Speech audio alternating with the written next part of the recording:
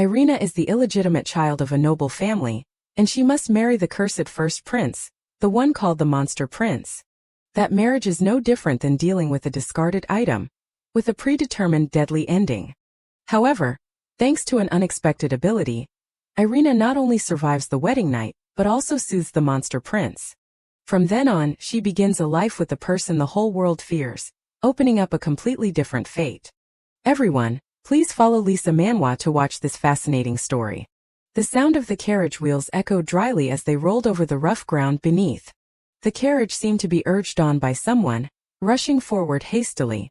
Inside the carriage, a girl with golden hair sobbed aggrievedly, "You bastards." At the same time elsewhere, a young man with blood-red eyes strode proudly into the great hall, the legitimate heir of the Holy Light Tower, the ruler of the Dragon Light, and the protector of the Assyria Empire. Crown Prince Caesar was entering. Wherever Caesar appeared, everyone held their breath and looked on. "That is him, he is really handsome. Someone like that was once cursed. I heard he has completely suppressed the dragon bloodline now, right?"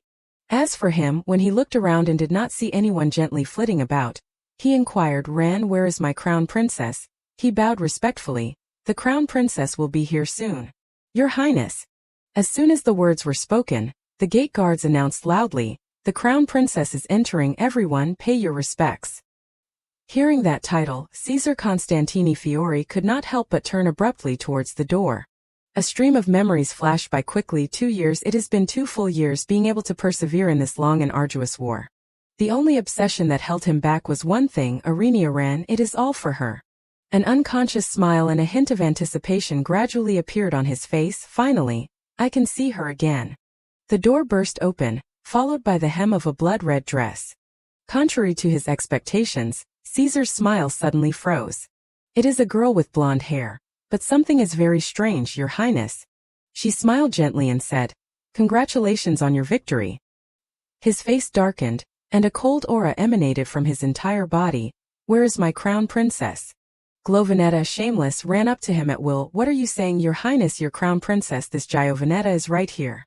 Unexpectedly, he took a step back and directly drew the sword at his waist. "Your Highness," those present echoed. "Your Highness, why are you drawing your sword in the royal palace?" Caesar, like a fierce beast, glared and roared, "I will say it one last time.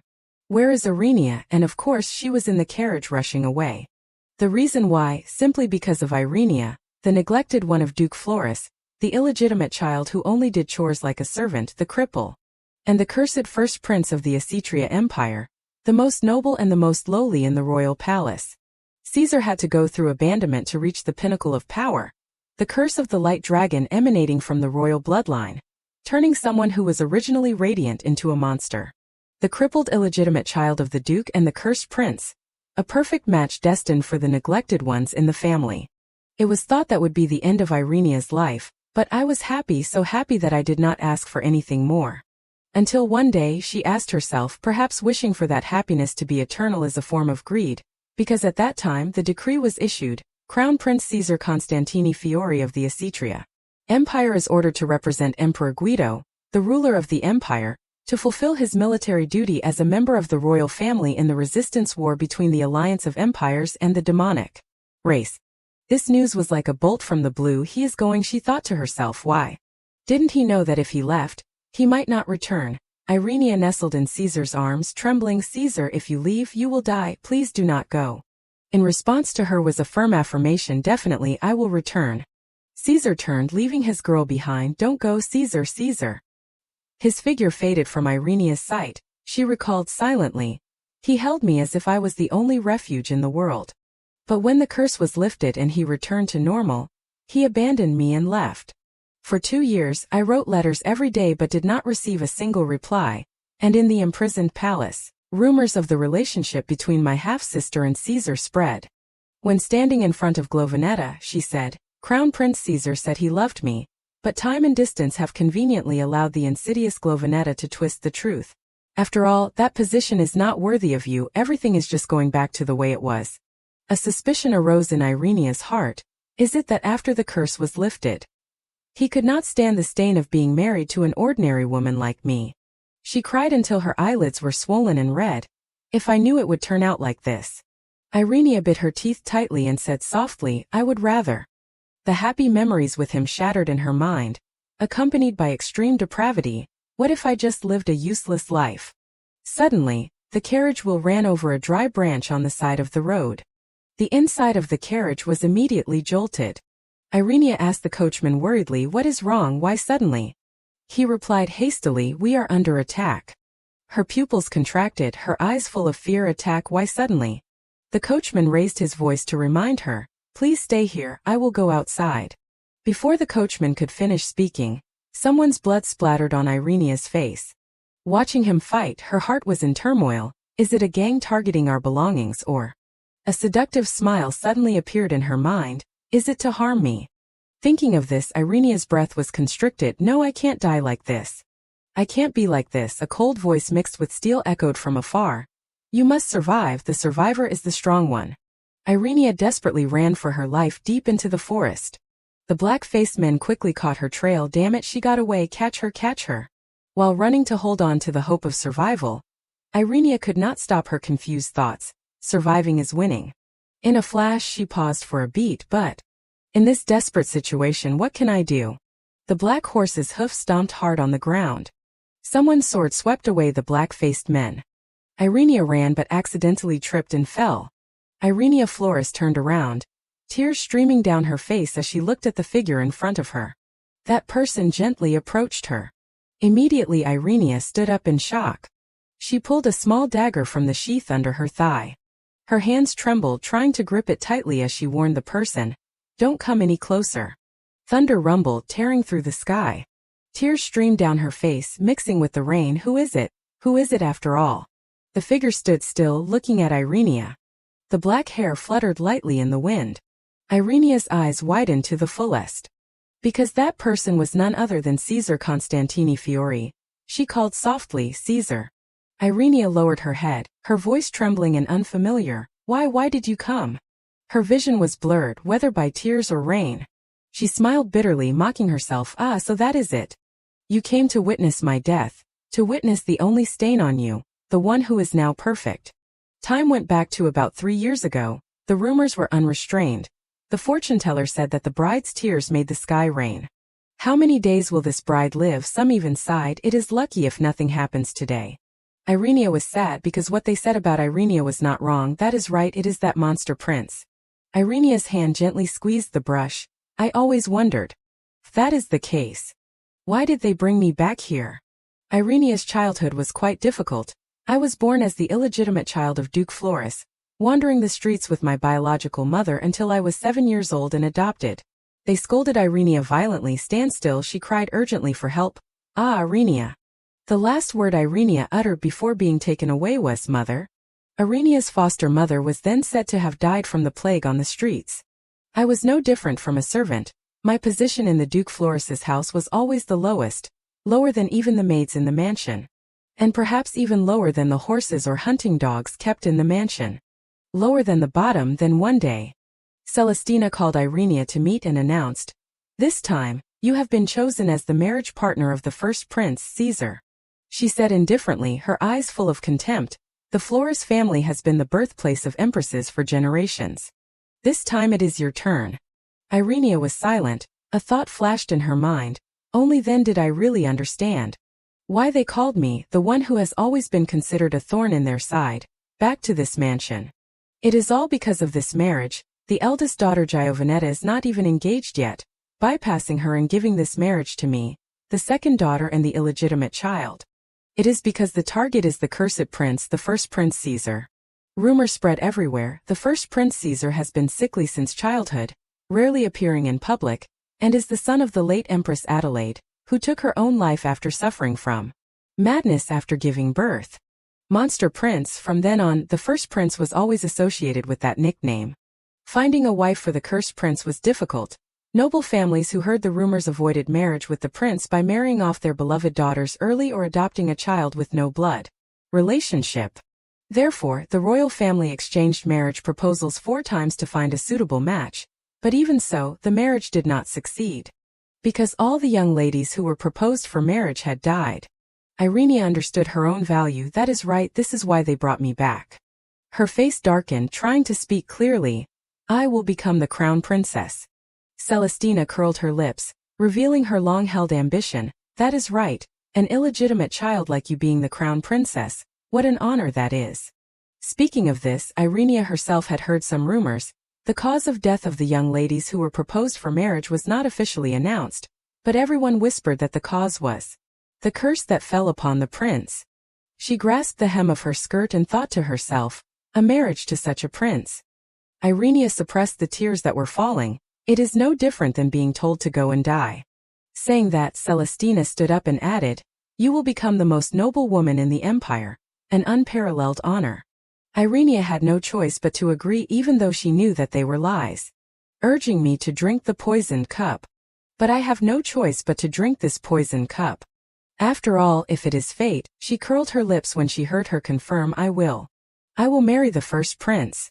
Irenia Flores consoled herself, the reversal of status can be enjoyed even for a moment. How can I refuse this noble position? So this is my choice. The room of Celestina and her two children gradually became quiet. Irenia stamped her fingerprint on the paper in front of her. She tried to force a smile. I am the crown princess. All of this is clearly what I chose. Even if it is a path of self-destruction and leads to death. At the old dirty room with nothing luxurious, Irenia put on the ceremonial dress, her mind never at peace. I know the prince does not appear in public. I did not expect that even the wedding would have to have a representative. Her thin lips pursed slightly. Thinking about it, Irenia touched near her thigh. Moreover, there is not even a basic examination like this. But can I stab someone with this? The noise outside made Irenia stand up. It is here, this is it. Her pupils contracted, unable to hide the panic in her eyes. A soldier strode in proudly. This person dragged behind him chains and shackles. Irenia stammered, this is. A prison carriage came into her sight, with a figure faintly visible inside. What is this? The escort replied, it is Crown Prince Caesar. He has been drugged, so he will be unconscious. The chains were untied. Irenia stood still, her eyes wide. Is this the first prince? He was placed neatly on the bed, the drug still in effect. Finishing the work, they immediately scurried away. Well then, I will take my leave. Irenia looked puzzled. Yes. She excitedly wanted to chase after the two of them. Wait, hey. The person threw back one last word to Irenia. The drug is wearing off, so he will wake up soon.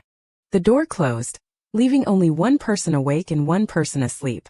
Irenia Flores directly took off the hood and muttered, what to do now? She thought to herself, sex education before marriage does not have situations like this.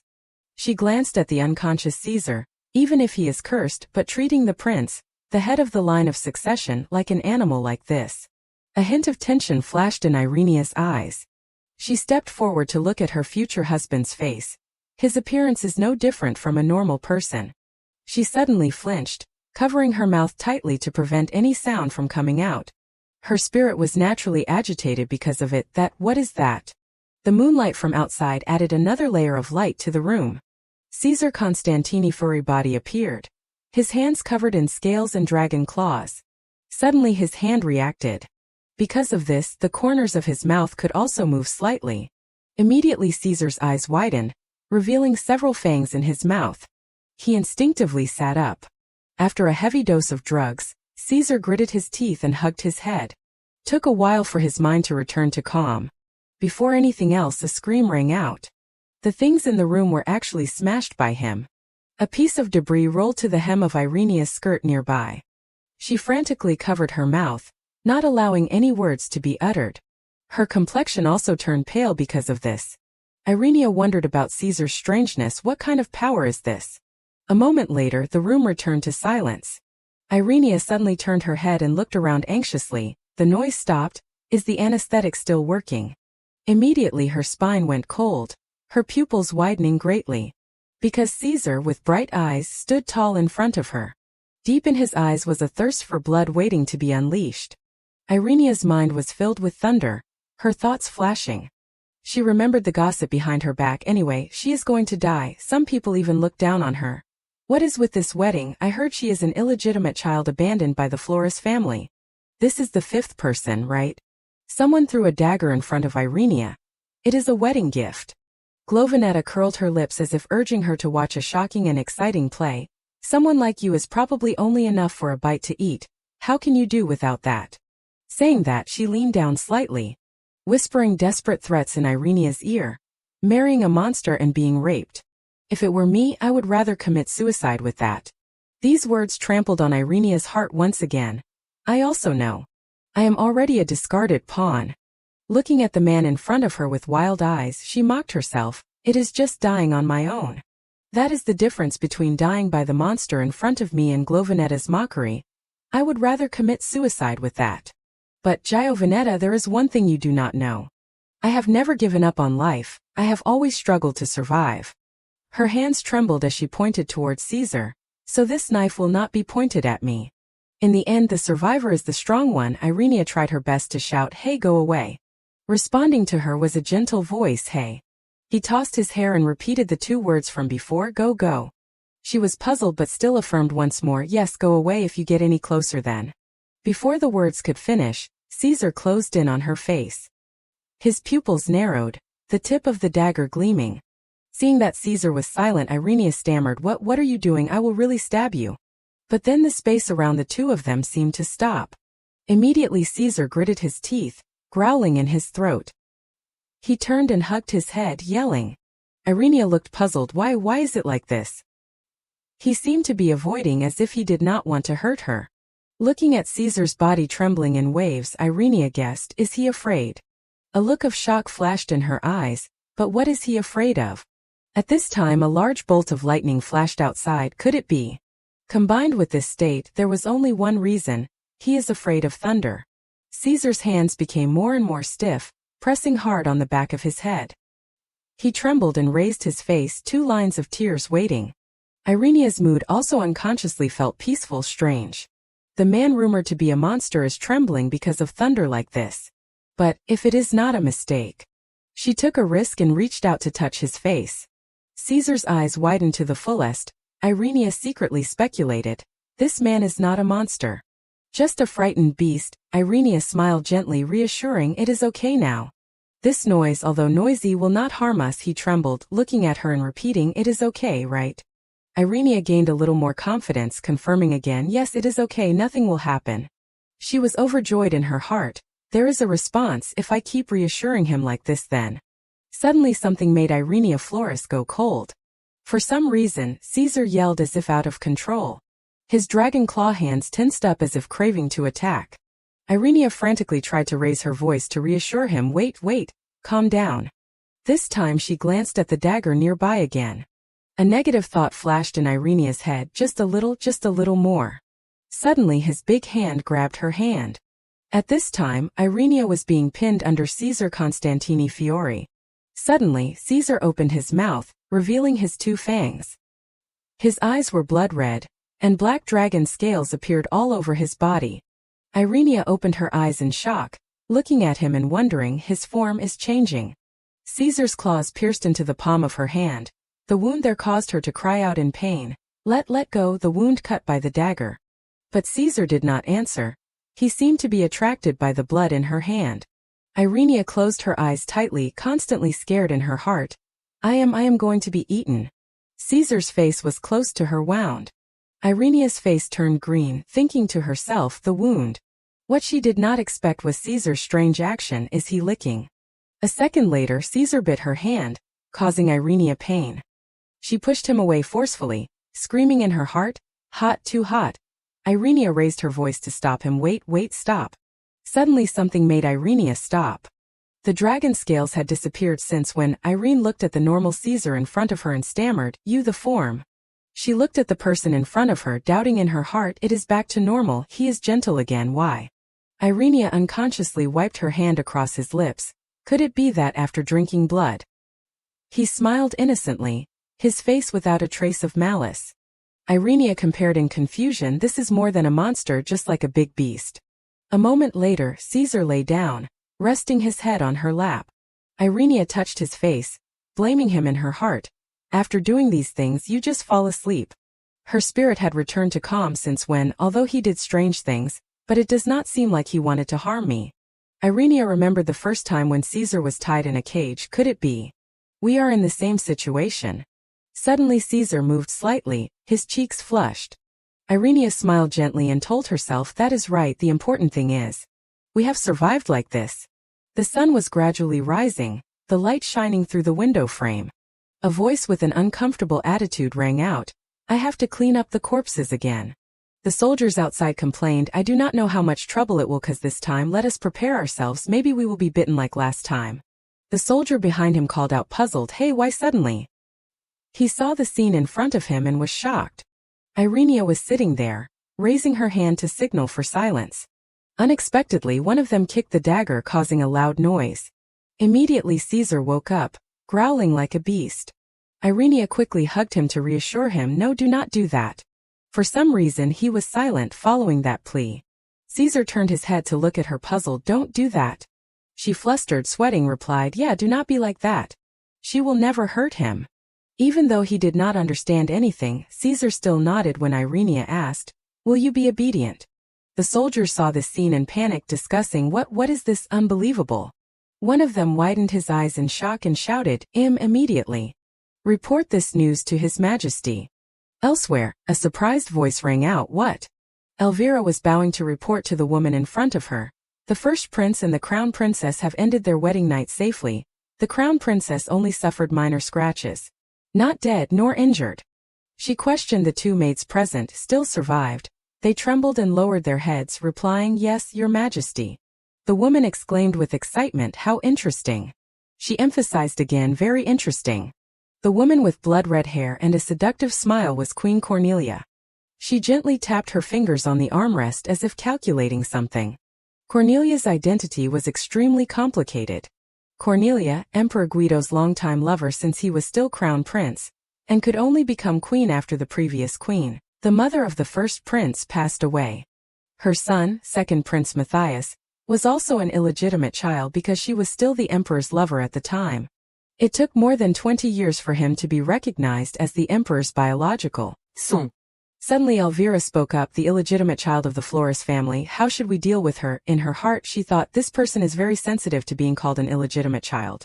So there is no need to remind her that the new Flores bride is also an illegitimate child. Cornelia smiled mysteriously, since they have officially become husband and wife, they will need a palace to live in. Grant them the Emerald Palace. Hearing this name she paused for a second, the Emerald Palace then. Elvira quickly replied with a pensive expression, yes, I will follow the queen's order. Before letting her step down, Cornelia asked another question, by the way, what is her name? Elvira said briefly, it is Irenia. The next second Cornelia stabbed the pomegranate on the table with a fork. That is right, what is the name? It does not matter anyway, since she is going to die, there is no need to care.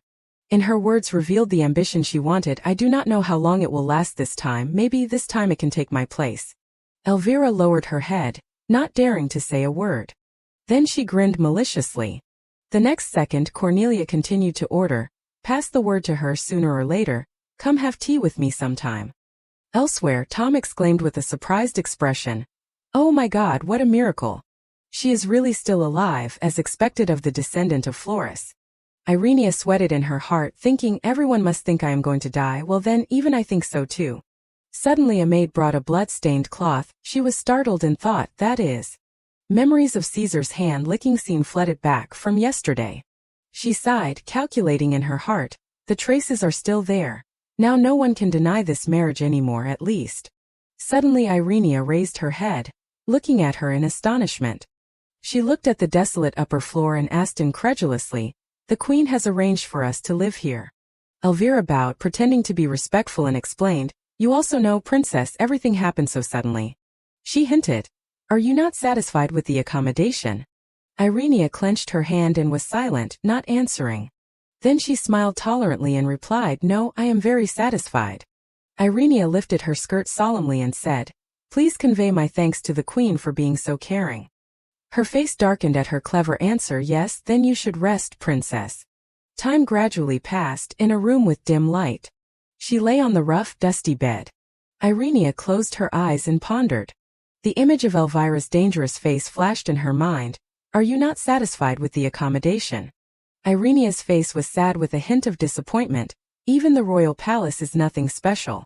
But frankly speaking, compared to what I had to endure in the Flores family, this is nothing.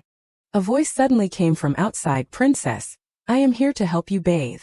A maid carried a bucket of water and came in. She sat up and replied, "Ah." But then Irenia refused. "No, I will bathe myself from now on. There is no need to help me bathe anymore." The maid obeyed and replied, "Yes, I understand, princess." Later, Irenia sat at the dining table and asked, "What about the prince?" The maid quickly replied, "He will be here soon." She remembered Elvira's message again. Prince Caesar and the princess will live together in this emerald palace. Irenia sat quietly thinking, although he is a prince who is considered cursed, but after all, he is a royal of a country. At least when Caesar is by my side, he will be my support.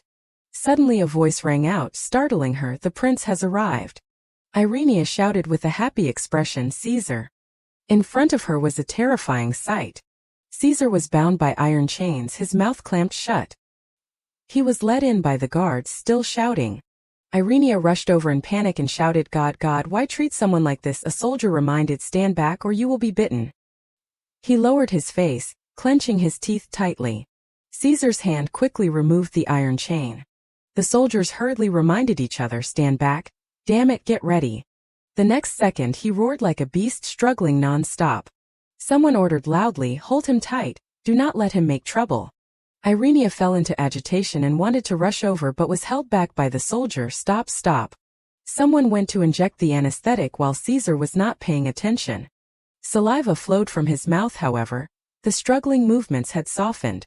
The iron chain was immediately loosened a few inches. Caesar lay flat on the ground, falling into a daze. After making him unconscious, a soldier shouted, "Right now, tie him up again, move quickly." Irenia stood blankly, looking at the scene unfolding before her. Her face was stunned, constantly asking herself, "Why do this, why?" A soldier stepped forward and reminded, "I advise you not to touch the muzzle or chains, if you want to keep your fingers." That person gave her something, and this. She trembled and stammered, "This." After a while, Caesar was tied up, sitting in front of her. The other person continued, "Well then, I will take my leave." Irenia trembled. She exclaimed, "God." Not only was he tied up, Caesar also had to wear a muzzle. What the hell is this? Irenia looked at Caesar's painful face, feeling sorry for him. Just this morning there were not any wounds, meaning these wounds only appeared recently. She looked down at the shackles that were clamped on the mouth of the person under her feet, and also this muzzle. Irenia knelt beside him and assessed, in this state, how can he eat or drink? On the other side on the table, there was a tray of meat, chopped raw meat, and tongs. Her eyes went blank at the brutal savagery that no longer treated Caesar like a human. The tongs brought the meat to him as if feeding an animal. Do these people really see Caesar as less than an animal? Irenia remembered the things of the past, the things that had happened to her. This is like. Her eyes were desperate to the extreme. Irenia pursed her lips, full of resentment. Suddenly, Caesar's painful cry echoed, attracting her attention. "Caesar." Irenia clumsily began to try to do something. "I will take this off." Before her action, a soldier standing next to her spoke to persuade her, "I advise you not to touch the muzzle or the iron chains. If you still want to keep your fingers." Despite trying, Irenia could only squat down beside him. "No way, even if he is a monster, you can't treat a human like this." Caesar looked up, trying to struggle, his mouth growling non-stop. "Caesar." Unable to restrain herself, she finally raised her hand, wanting to remove the muzzle. "From now on, I will take this off." Before Irenia's care and concern, he was still like a rabid beast, growling non-stop. She tried to put her arm around the back, wanting to help. "It is okay, it does not hurt." After a click, the muzzle was removed.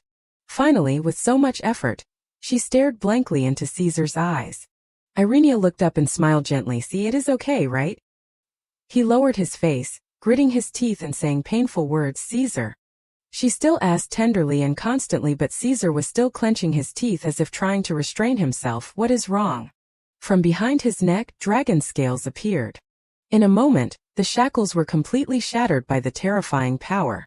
Irenia retreated in fear when she saw the scene in front of her, constantly calling his name. Caesar, the guard, who was not surprised at all, spoke sarcastically. "I told you, do not touch the muzzle or the iron chains." Her face paled, her eyes looking at Caesar in fear, for her safety. In Irenia's subconscious, someone gave her a bottle of medicine. "If something happens, throw this bottle at His Highness's face immediately." Immediately she reached into her pocket and touched the bottle. On the other side, his hands had turned into dragon hands, still trying to restrain being swallowed by the monster inside. Irenia held the bottle tightly in her hand, trembling non-stop, constantly calling his name. wanting to wake him up. Caesar. The silver cap of the bottle in her hand shone brightly, causing Caesar to remember what had once caused him pain. His pupils contracted violently. Irenia, although still full of fear in her heart, comforted him. It is okay, Caesar, it is okay. She came closer, wanting to comfort Caesar, but was struck by a painful scratch. The blow caused Irenia to fall, no longer wanting to move forward. He retreated defensively, growling like a beast. Involuntarily she suddenly realized, Irenia pursed her lips, thinking, if I do this, remembering the terrible things that happened not long ago, then I am no different from those people. Suddenly, the pain from her hand interrupted her thoughts. Irenia's hand was bleeding non-stop. The story went back to her memory. Last night there was a similar thing. Last night, Caesar himself had at times turned into a beast, but at that time, he quickly regained his senses. Irenia suddenly had an idea. I can't be sure, but... She held out her bloody hand towards Caesar. Her face was pitiful but very calm, sitting still, raising her hand high. This is a gamble worth trying. Hey, you want this, right? Then I will give it to you. Both stood still as if challenging how far the other's endurance could go. Irenia's slender hands trembled non-stop, dripping syrup down drop by drop. Finally, the one who could not stand it was Caesar. He lost control and rushed over. He kept licking that bloody hand. Irenia was a little stunned, her eyes full of worry. This bet made her a little embarrassed, a little soreness from the wound transmitted to her. Caesar did not care, still licking the delicious blood, not looking up even a little. Both just sat crouched down for a long time in the room. Seeing that the situation seemed to be more stable, Irenia spoke up as expected. Blood can help him stabilize, Caesar. He licked his lips and looked up in surprise. It is lucky there is no one here. A prince rumored to be cursed is also drinking blood, if anyone knows about this. Who knows what kind of rumors there will be. She tried to avoid that sharp gaze, pulling her hand back. Okay, that is enough. Irenia opened her eyes wide, full of surprise.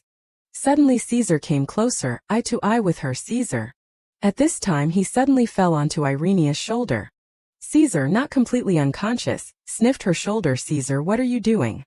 In his gasping, Irenia anxiously raised her voice to stop him. Are you still thirsty for blood? Caesar, stop. Caesar opened his mouth with fangs that had grown out a lot, closer and closer to her neck. Suddenly Irenia's pupils widened as if something unexpected had happened. He completely took the initiative, pushing her down. Caesar kept licking the slender throat as if biting, it could break into pieces. Irenia weakly tried to stop him. Caesar, stop, stop. The urgent calls wanted to pull him back to his senses from the thirst for blood. Caesar. Caesar took the upper hand above her. Irenia closed her eyes as if wanting to cry. The feeling is so strange, scary. Stop. A miserable cry rang out. Please. Unexpectedly, at this time he actually woke up, raising his head in question. What is wrong? Irenia begged like pear blossoms in the rain. If you keep doing this, I... Like an innocent person who had not done anything, Caesar widened his eyes and asked back, do. She bluntly revealed before Caesar's silent contemplation, meaning I might die.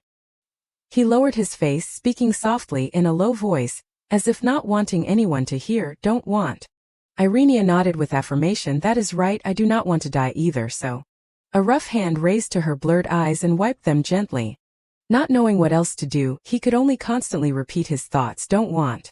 In a fleeting moment she paused unexpectedly. He understands death at least. He hates me dying. Caesar. Irenia raised her hand, pointing to herself and said slowly, I am Irenia. Caesar stammered, repeating each word of the girl in front of him. Irene. She continued, Anarisa calls me Ran. As if he had understood the letters in front of him because they were easier. Ran. He smiled brightly, as if brightening the radiant face, calling Irenia's name Ran. She was a little shocked at this stunning beauty and froze. Regaining her composure, Irenia just smiled brightly. She kindly explained the current situation of the two of them to Caesar. Now we have become husband and wife, husband and wife. The thoughts in Irenia's head ran through continuously. A marriage that no one expected to survive. The maids who cursed, believing I would die. The dilapidated emerald palace where we will live. And the queen who always abandons me. And Caesar. Caesar is currently in an unimportant position. The important thing is that from now on, Caesar is the only person I can rely on. And so am I. Finishing the line of thought, she said loudly, I stand on Caesar's side. That sentence made Caesar a little uncomfortable. Sighed. Suddenly his eyebrows furrowed in anger. No, not. Irenia did not react, simply sitting silently. The words with negative meanings, he pronounces them more clearly. Perhaps he has experienced countless similar things by now. The bad guys. She held out her finger as if wanting a promise. You must say it. Caesar tilted his head curiously. Irenia gently took his hand and hooked it into her hand, meaning we promise each other. A simple word like a child babbling was uttered. Promise. She smiled kindly and asked softly, how is it, do you understand? Like a foolish child, Caesar smiled innocently again. Promise. Irenia saw the scene in front of her and could only sigh in anguish. Is it really that he understands? A simple meal was laid out and brought over. He still habitually held his hand straight up to his mouth and was scolded by Irenia. Caesar, you have to eat with a fork. She patiently demonstrated eating with a fork first as if teaching, here like this, use a fork. Caesar still did not understand anything, thinking she wanted to feed him, and opened his mouth wide. Baby bird, no, you have to do it yourself. Like a hungry tiger, he pounced to eat the food on Irenia's fork. His face closed, his eyes happily when he enjoyed a delicious dish. She could only helplessly exclaim, he does not look like a husband. Thoughts just flowed in her head, but he is more like a 5-year-old child. There was movement at the door, causing both of them to fall into silent vigilance. A person ran in a panic, covering her mouth as if she could not believe her eyes. Oh my God. The trembling call kept ringing out, Your Highness Caesar. Caesar turned his head and called out a name that was familiar to him, Merce. At this time Irenia had a little reaction. Caesar's acquaintance, who is she? That person clasped her hands, a little guilty. I am so rude. She bowed respectfully and introduced, I am Mercedes Aranzo, serving by His Highness Caesar's side. Mercedes took a handkerchief and wiped her tears non-stop. I am Crown Prince Caesar's nanny and always by his side. Hearing that you two have moved to the Emerald Palace, I rushed over without preparing anything. She did not say anything, just organizing the facts in her head. Caesar's nanny. She is the close maid of the late Queen Adelaide. Her wrinkled, old hands trembled as she said regretful words. I do not have enough strength to stop Queen Cornelia. Irenia did not say a word, thinking seriously, if she is the close maid of the late queen, she must be a member of a prestigious family. But a person like that has rough hands, callous from labor. It must be to protect Caesar, who only has the title of prince. After complaining, Mercedes spoke and asked, moreover, what did you do? She seemed to have lifted a burden and smiled kindly. From before until now, Crown Prince Caesar has never listened to anyone like that. Recently he even refused my care. She was a little stunned because she herself did not remember much. What method did you use to calm Crown Prince Caesar? The images from earlier when Irenia had given him her blood to drink, that is it. She was worried because she did not know how to explain. I can't say that he calmed down because he drank my blood. How can blood help a person calm down? I will definitely be considered a witch. And obviously will be seen by the world as a demon, accused of using evil magic to manipulate others. Everything went back to the day when she was still a child, the witch trial. When wandering I had witnessed the death of a witch. Once judged as a witch, no matter how noble the status, it immediately becomes lower than even a beggar. They are tied to the fire all day, stoned when passing through the territory, and nailed to the cross, and burned alive. Enduring the longest possible pain is the only way to atone for the crime. A terrible punishment. Even immediate death is not allowed. Not seeing the princess move, Mercedes changed the subject. Your Highness, are you okay? In Irenia's head was determined, this must be kept secret at all costs. There is nothing. Sensing the unease, Caesar's hand grabbed her hand. He spoke softly, calling Ren. Irenia nodded reassuringly. He sensed my unease. Immediately afterwards she smiled and spoke, it is okay, Caesar. Seeing the harmonious scene in front of her, Mercedes had a little realization that the situation was not right at all. On the surface she still smiled brightly as if blessing them. It seems Crown Prince Caesar likes you very much. She still did not let go of her vigilance, replying yes. Irenia smiled wryly while Caesar cast a glance at Mercedes. How lucky. Evening had fallen outside. In the room, Irenia tossed and turned in the bed. She remembered what Mercedes had said earlier. Now you have to go to sleep. Soon there will be a tea party with Queen Cornelia. Tomorrow you will have many things to prepare. This information made Irenia a little hesitant. Tea party with the Queen. Thinking about it, she squinted her eyes helplessly. The things that happened today were already enough to exhaust me. I do not know what else will happen with the Queen. Suddenly a big hand came over, grabbing Irenia's ankle tightly. In horror she screamed loudly in fear, "What is it?" Lifting the blanket, Irenia looked down and asked loudly, "What is it?" Right under her feet was Caesar's familiar face. The handsome face shone like the morning sun, smiling foolishly. Seeing that it was him, Irenia gradually calmed down, no longer screaming, "Oh my God." She gently reminded the person who was rubbing her feet, "Caesar, you startled me, go back to your room." As if Caesar ignored all reminders, she was helpless. What to do? I can't chase him away. Irenia quickly pulled the blanket over to a corner and said, "There is no other way." Irenia's heart softened with pity and she offered softly, "It is cold there." It seemed he was only waiting for this sentence. He immediately reacted, "Come in here." Finally, both were lying together on one bed. She tried to reassure herself with undeniable philosophies, "We are husband and wife, sleeping in the same bed is okay." Irenia also lay down next to him. Seeing that lying next to her was not enough, the small blanket had movement again. He reached out and played with Irenia's golden curls, causing her to frown. "Caesar." Suddenly her mouth uncontrollably burst out laughing. Without any scolding, Irenia just lay there and chuckled, thinking, "How long has it been since I have been able to sleep in someone's warm embrace like this?" Finally giving in, she turned to hug Caesar. Come here. Hugging like this will be warm and easy to sleep."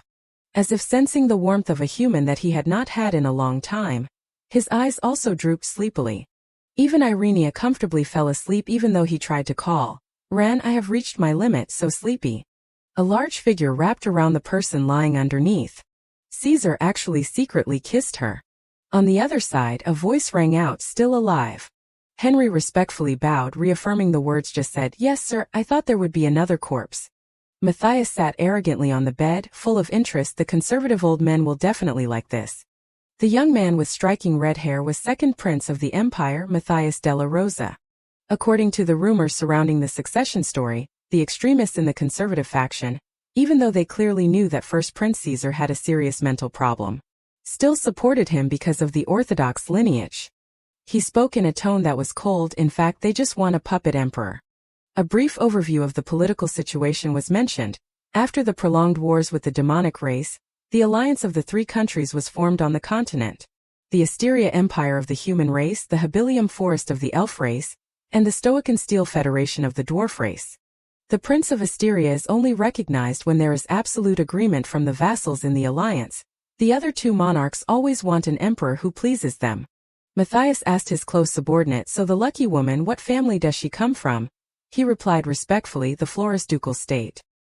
He stroked his chin, smiling sinisterly and assessing, "So that is how it is not that the family of the hero who hunted the light dragon? Can the blood of the great sage really suppress the bloodline of the light dragon? They really married the duke's daughter to such a fool." Henry came closer and whispered into his master's ear, "However, she is." Matthias did not react much. "An illegitimate child, there is nothing surprising. A descendant of Cosimo, is the descendant of Cosimo really that different? Your mother must be very angry." Henry wanted to announce more, but he cut him off as if not wanting to watch anymore. "All right, it is not worth watching anymore."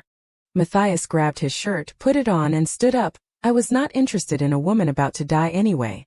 If I knew she would survive like this, then I would have come to the wedding. I am sure we will meet again before long." A loud scolding echoed, "Quickly tell the truth." The accusations of everyone were aimed at the servant kneeling on the ground. "You touched His Highness's jewels." The girl kept crying and denying, "Your Highness, I swear it was not me." Everyone seemed to not hear her and continued to accuse, "She did it, that girl." As she wanted to continue speaking to defend herself, Irenia suddenly woke up from her dream. "No, the one who touched the jewels was." She sat up and rubbed her head. "Looks like I just had a nightmare." Seeing that the person next to her was still sleeping soundly, Irenia felt a little relieved. She looked carefully at Caesar's handsome face. When he closes his eyes like this, he looks like a refined young noble. Outside, loud noises kept coming in. What is going on? A court lady who was speaking loudly saw someone and turned her head. Elda knelt down respectfully. "Your Highness, are you awake?" Sarah, standing next to her, did not like it at all, constantly showing her attitude on her face. Irenia was a little surprised by what was happening outside the door. In a moment, even she did not know what to say. Regaining her composure, Irenia spoke, "What is all the noise about?" A person knelt on the ground behind, trembling non-stop. Sarah smiled sinisterly as if she had come up with a perfect plan in her head. Immediately she pointed at Delphia, who was kneeling on the ground, and accused, "Your Highness, this child touched your jewels." Immediately the surrounding servants accused one after another. "I saw it with my own eyes, that is Delphina's doing. Please drive her away immediately." Irenia was full of questions. What exactly? She stood high up, seeing everything, asking herself, what is this insolence? Her eyes were somewhat indifferent, looking straight ahead. Irenia spoke, "Hey, you there." She ordered the head maid, "You explain it." Elda was a little startled by the princess's attitude but still tried to explain. "Why is she acting like that? I heard she was originally an illegitimate child picked up off the street. I am Elda, currently in charge of managing the maids here." She quickly recounted the events that had happened in this commotion. "This morning while cleaning, Sarah saw Delphina touch your highness's jewels, so everyone came here to report." After listening, she just scoffed. "So that is how it is." Irenia looked carefully at the despicable people in front of her. That gaze, I know it well. Everything made her recall what was in the past. The gaze that the servants gave me when I first entered the Flores family. That is Duke Gasparo's illegitimate child. The neglected child. Born from a secret love affair with the cook. The fate of a person with no support, hated by the madam, is even more tragic than the status of a maid. Perhaps if I entered here just as a normal maid, it would have been much better. A common cleaning maid after 10 years could also be promoted, have a voice, save up salary to open a shop later or find a better job. But I am not allowed. With the Flores surname, I have become someone forever chained there. Irenia knew clearly what those eyes were saying. That is why I understand their nature very well. This is just a lower-class baptism, something that I can't know the truth of, whether the jewels have really disappeared or not. Irenia seemed to understand everything and began to speak. However, Elda responded happily, "Yes." Without any processing, she frowned angrily and asked back, "Your job is not it, to be so disrespectful." Elda faltered for a moment as if not believing her ears. "Your Highness." Irenia continued to give solid evidence that no one could deny. "You do not know how to manage the jewels carefully, and you do not know how to teach the people under you properly. Not enough, you even dared to cause a commotion in front of the room when I had not woken up yet. Where did you learn etiquette?" she stammered, flustered, explaining constantly. "That, I did not mean to, it is just that Delphina." Concluding with a sentence on the main topic, Irenia said bluntly, "Elda, I am talking about you." All the surrounding maids began to fear, turning to look at each other in silence. She curled her lips, smiling with disdain. "That is right, with a person who has no support, a princess married to a monster prince, what is there to be afraid of?" Seeing that no one was saying anything, Irenia continued to ask, "Speak, who was the person who arranged for you to come here?" Elda lowered her head and replied, "It was the order of Countess Elvira." Not letting everyone react, she pointed straight at Elda's face and said, "Your insolence is tarnishing the honor of Countess Elvira." Not having foreseen this, Elda turned pale. "What?" As if not having vented her anger, Irenia said a sentence as light as nothing, "If the one who is afraid is not me, I will especially report to the madam about this." Saying that, all the maids were startled, following along about the disrespect that all of you have shown. There was no other way than to bring about a greater fear. Elda seemed to realize everything, kneeling down, grabbing her skirt and begging miserably, "Princess, Your Highness, I was wrong, it was all my fault. This foolish person was just making a mistake." The screaming that tore at the throat of the humble person still echoed, "Your Highness, please forgive me." Irenia just thought calmly, mistake, negligence, fault. Terrifying images of that group of servants appeared. They say that the bride who marries on a rainy day will shed many tears, right? In fact, everything started from the morning of that wedding day. Even if it is a petty revenge, in order to survive in this royal palace, I have to re-establish order. All the maids tried their best to beg, "Your Highness, I was wrong, Your Highness." She resolutely did not listen anymore, turning her head and ordering, "Do you still want to make trouble here? I do not want to see any more farces. Get out of my sight now, all of you." After the group, Irenia noticed Delphina, who was injured, still silently shedding tears. The voice of the group who wanted to accuse earlier echoed, "She touched Your Highness's jewels. She touched Your Highness's jewels. It is Del." She stood still when she recognized the familiar scene in front of her, thinking about it, "Did not I also dream about this yesterday? Is it a mistake?" Irenia's thoughts were still continuing when a person attracted all of her attention. In yesterday's dream it was clear that Sarah also vaguely realized that it was Her Highness who was staring at herself, and began to feel a little uneasy. Immediately, as if realizing something, I do not know if I am losing my mind or... She pointed at a kneeling maid and ordered, "You quickly go outside and call the knight here." Yes. It seemed that the person under her feet had not heard clearly. Irenia repeated once more, "Immediately call the knight here." As for the others, they stood still in place. A knight from outside stepped in. "You called me." Her eyes went cold, without any emotion. Looking straight at Sarah, she called loudly, "You." She faltered uneasily, replying, "Yes." Sharp words were immediately spoken. "What is in your apron pocket?" Her finger pointed to where the maid's apron pocket was bulging up. As if being caught, Sarah immediately covered the pocket and shouted, denying, "No, there is nothing." Without hesitation, Irenia ordered, "Check her pocket, Your Highness." Even though she was arrested, she still stubbornly struggled, her mouth still denying, "The person who stole the jewels was not me, it was Delphina. You can't do this." The guard suddenly paused. "This is..." He pulled out a glittering gold necklace studded with diamonds. Irenia's face darkened as she questioned, "All of you said Delphina touched the jewels. But why is it in her pocket?" Elda stammered, still wanting to explain further that. Before she could explain, Irenia immediately ordered, "Theft is a serious crime that needs to be dealt with severely." In the screaming of everyone, but it was all useless. "Take them all for questioning." "Your Highness, I was wrong, Your Highness." Delphina wiped away her tears, smiling brightly and standing up gratefully. "Thank you very much, Your Highness." Irenia did not react much. "If I did not discover the plot, then the one who would have been dragged away would have been her. All right, you can go." The door gradually closed. Inside the room, she sat quietly beside the edge of the bed. Outside she was decisive, but in her heart Irenia could not help but worry. "It is not clear what happened, but I know what needs to be prioritized now. Moreover, it must be a truly trustworthy person in this royal palace." Caesar woke up from behind and called her name. "Ran." He woke up sleepily, rubbing his eyes.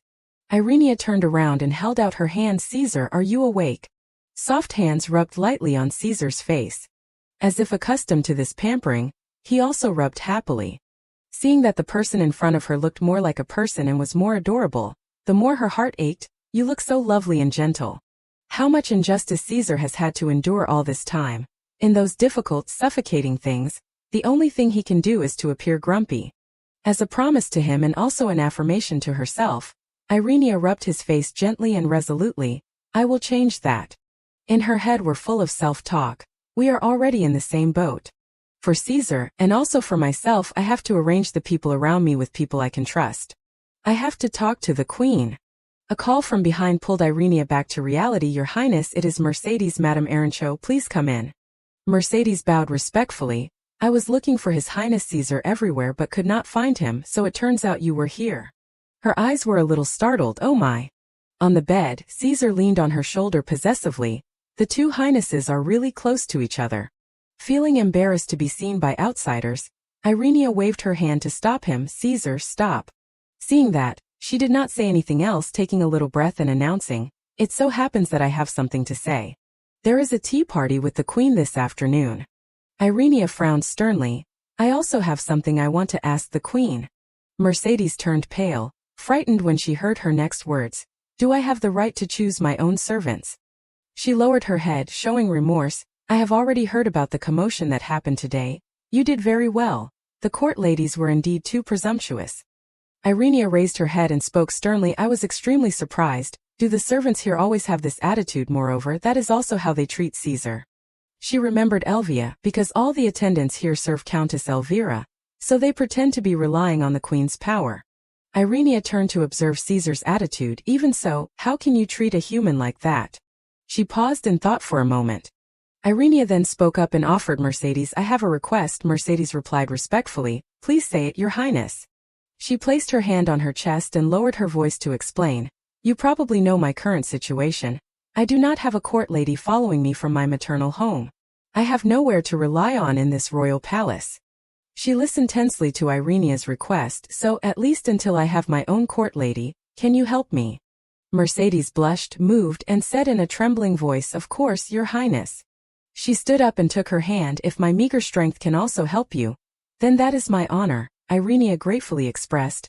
"Thank you very much, Mercedes." A court lady stepped into the room to announce, "Your Highness needs to dress neatly after lunch, before the tea party."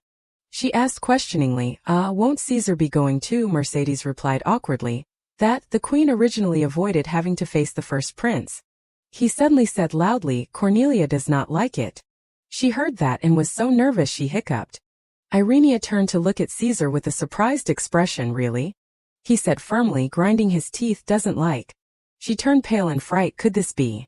Irenia suddenly remembered the old story. Could it be that the effect from the blood I drank last night is gradually wearing off? She flusteredly pushed Caesar away. I need to talk to Caesar alone for a bit. Irenia was sweating nervously. She blushed embarrassedly when lying under the bed. That gaze, even though I have seen it many times, I still can't forget it. Irenia was scared when she saw his frightening face. Caesar. Caesar's face darkened, his eyes as if they could kill someone.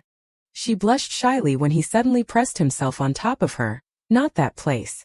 Irenia thought to herself embarrassedly, I am about to meet with the queen. If I leave a mark in a place that is easy to see, then I would rather, she moaned shyly, not that place either. Caesar's face darkened when he saw her attitude of rejection. Irenia's cheeks were redder than before. The hand of her wound was bleeding. The tip of his nose touched Irenia's hand. Caesar opened his mouth, intending to bite. The wound on her hand bled more. Irenia's scream was louder when he touched her skin. She frowned embarrassedly. Is this going to be okay if this keeps repeating itself? Irenia was dazed with the thought, at least I did not make any mistakes with Caesar. After a while, the maids came to the room to help her prepare. Irenia suggested, please prepare everything as simple as possible. They nodded and obeyed. Yes, Your Highness. She sat pensively as the maids styled her. Because they already have bad intentions towards me, it is best not to make myself too prominent.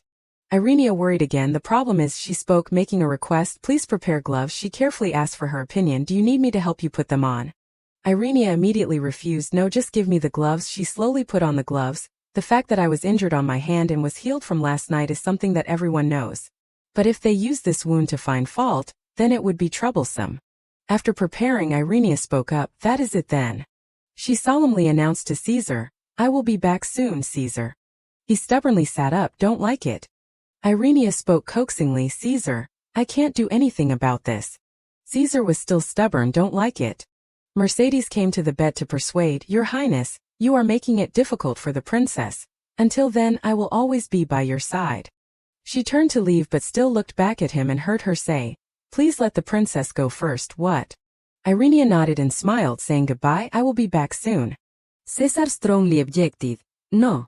As she stepped into the hall of the palace, the guards announced, the princess has arrived. Irenia walked slowly into the hall. But beads of sweat were running down her cheeks. Irenia had to bend down to lift her skirt, moving with difficulty. She walked heavily with labored breath. Did they intentionally not announce the location? Irenia thought annoyedly, to choose the farthest greenhouse in the Jadestone Palace like this. There were 3 soldiers standing, waiting. One of the soldiers suddenly curled his lips into a mocking smile. She gritted her teeth and gasped, It must be because they know I do not have healthy legs that they are playing this trick. Irenia raised her head at the command, Princess, pay your respects to the queen. Cornelia curled her mouth and smiled when she saw her appear in this state. One of her hands rested on the armrest, showing her attitude. The atmosphere between Cornelia and Irenia was extremely tense, filled with the smell of gunpowder. She knelt down to pay her respects. The glory of the Holy Cross Tavern, I greet the queen. She looked down with a disgusted gaze, carrying a few points of assessment. The atmosphere between the two was still a stiff silence. Drops of sweat from Irenia's body ran down to the ground. She trembled nervously, her legs. Cornelia spoke sternly. The glory of the Holy Cross Tavern. Irenia's whole body was shaking non-stop from exhaustion. She lost her balance and fell forward. Delphia managed to support Irenia in time. She carefully comforted, Princess. She clicked her tongue in disgust at her action. Irenia tried to stay calm and replied, Thank you. Delphia's face darkened in embarrassment. Elvia took the initiative to speak, Please go this way, everyone else all step down. Only she and Cornelia were sitting opposite each other. She was standing beside them. She ignored Irenia and turned to play with her pet bird. Cornelia spoke and asked, So, how is life in the royal palace? Is it good? She was silent, nervously not answering. Irenia answered in a trembling voice, that. She took all her courage to express, There is something I must tell the queen. Irenia spoke loudly, continuing, "It is an important matter related to His Highness the Prince." She immediately turned her attention to her, try to speak. Getting her permission, she immediately got to the issue. "Perhaps it is a night guard, or it could be a servant. Someone is harming His Highness Caesar." Cornelia said in surprise. "Harming?" Irenia nodded in confirmation. "Yes, he is full of injuries." She loudly continued to say, "Moreover, they use iron chains and iron muzzles to bind him." She nodded, motioning, "So that is how it is." The servant understood and gave Cornelia a cigarette to hold in her mouth. Irenia coughed softly, trying to endure the smell of the cigarette, and heard her ask, "Then?" Cornelia exhaled smoke and then said in a low voice, "Then what do you want me to do?" She was startled by her reaction. "Yes." Cornelia put the cigarette down on the plate and then raised her voice, "Can you not hear clearly?" Irenia stammered, trembling, but she turned pale in fright, not saying the sentence, but she was indifferent. "Originally, only humans should be treated like humans." Cornelia questioned, "According to you, what is the condition to be a human?" Irenia's eyes widened blankly. "Yes." Her bird also chirped loudly, "Human." Cornelia praised it approvingly. "That is right, you have to be like a human to be called a human." She put the bird down on the table and said, "Have you ever seen the first prince behave like a human?" She hesitated, not forming a sentence. That then it moved with 2 feet. According to Cornelia's words, humans must know how to walk on 2 feet. The bird did as she guided, knows how to use tools. Cornelia continued to say, "And knows how to speak human language, right?" It loudly shouted, "Hello." Irenia gritted her teeth in anger when she saw her, and the bird put on a show in front of her. "The hat is very beautiful, have a good afternoon." Cornelia slammed the table and said in a low voice, "Now do you distinguish the difference between the first prince and this bird?" It screamed painfully when she was lifted up. She turned pale, shocked when she saw the bird struggle, and heard Cornelia say, "Look." She lectured imposingly, "In some ways this bird is even better than the first prince. With this bird I can even control it."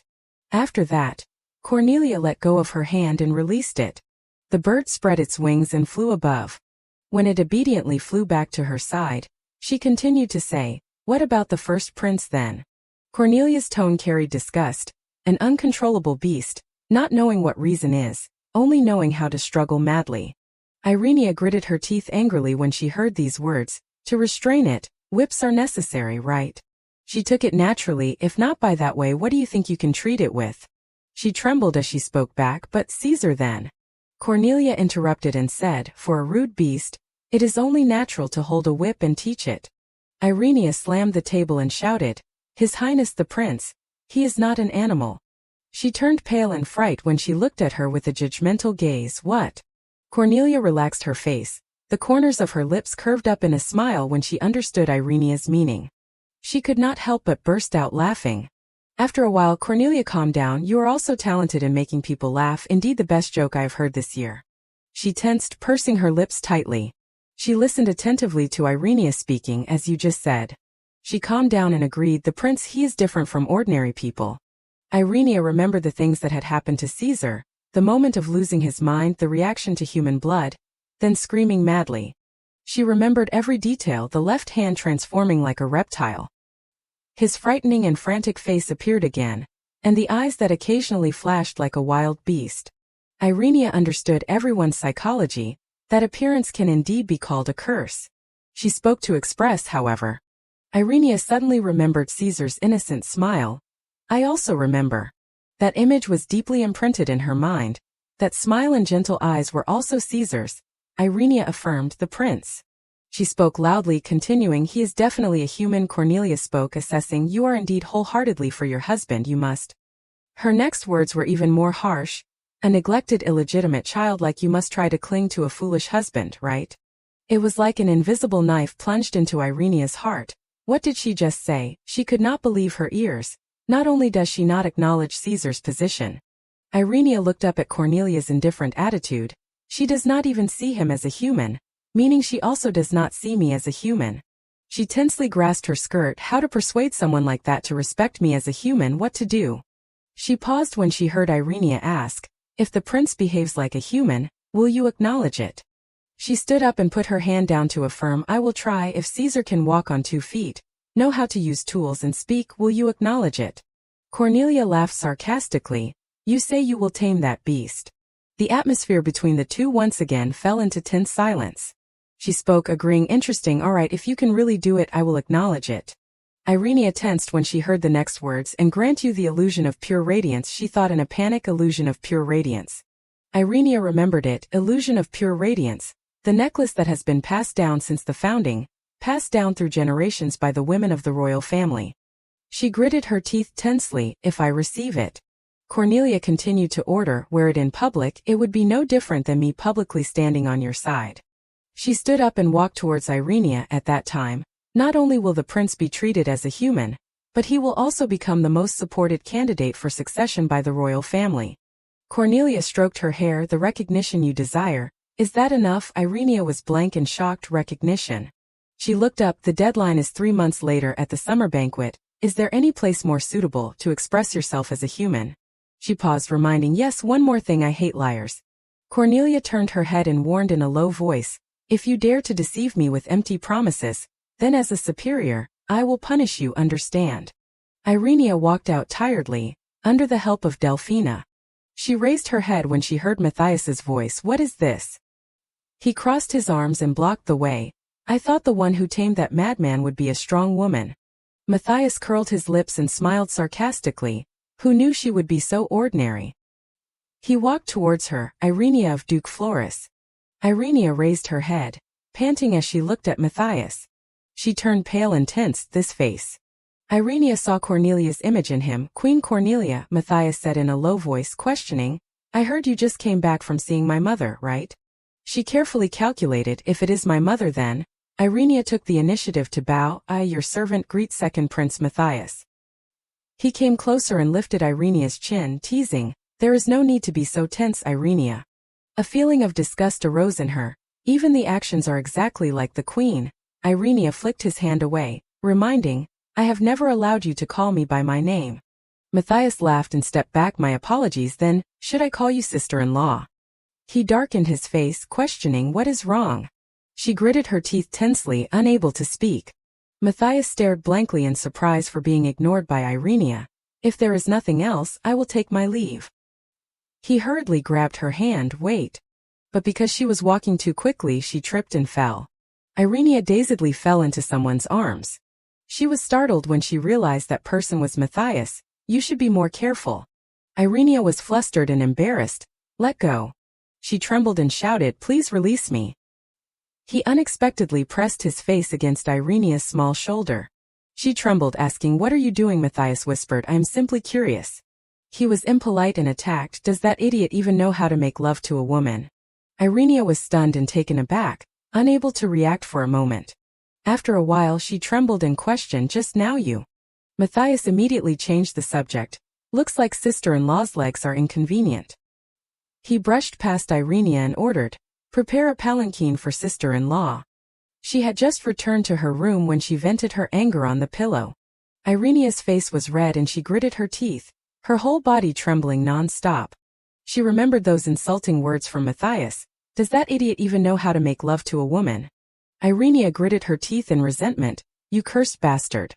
She thought angrily, I have never heard such lowly words. Caesar's voice suddenly rang out. Ran. Irenia raised her head, looking towards the source of the call. Caesar. She was startled and bewildered.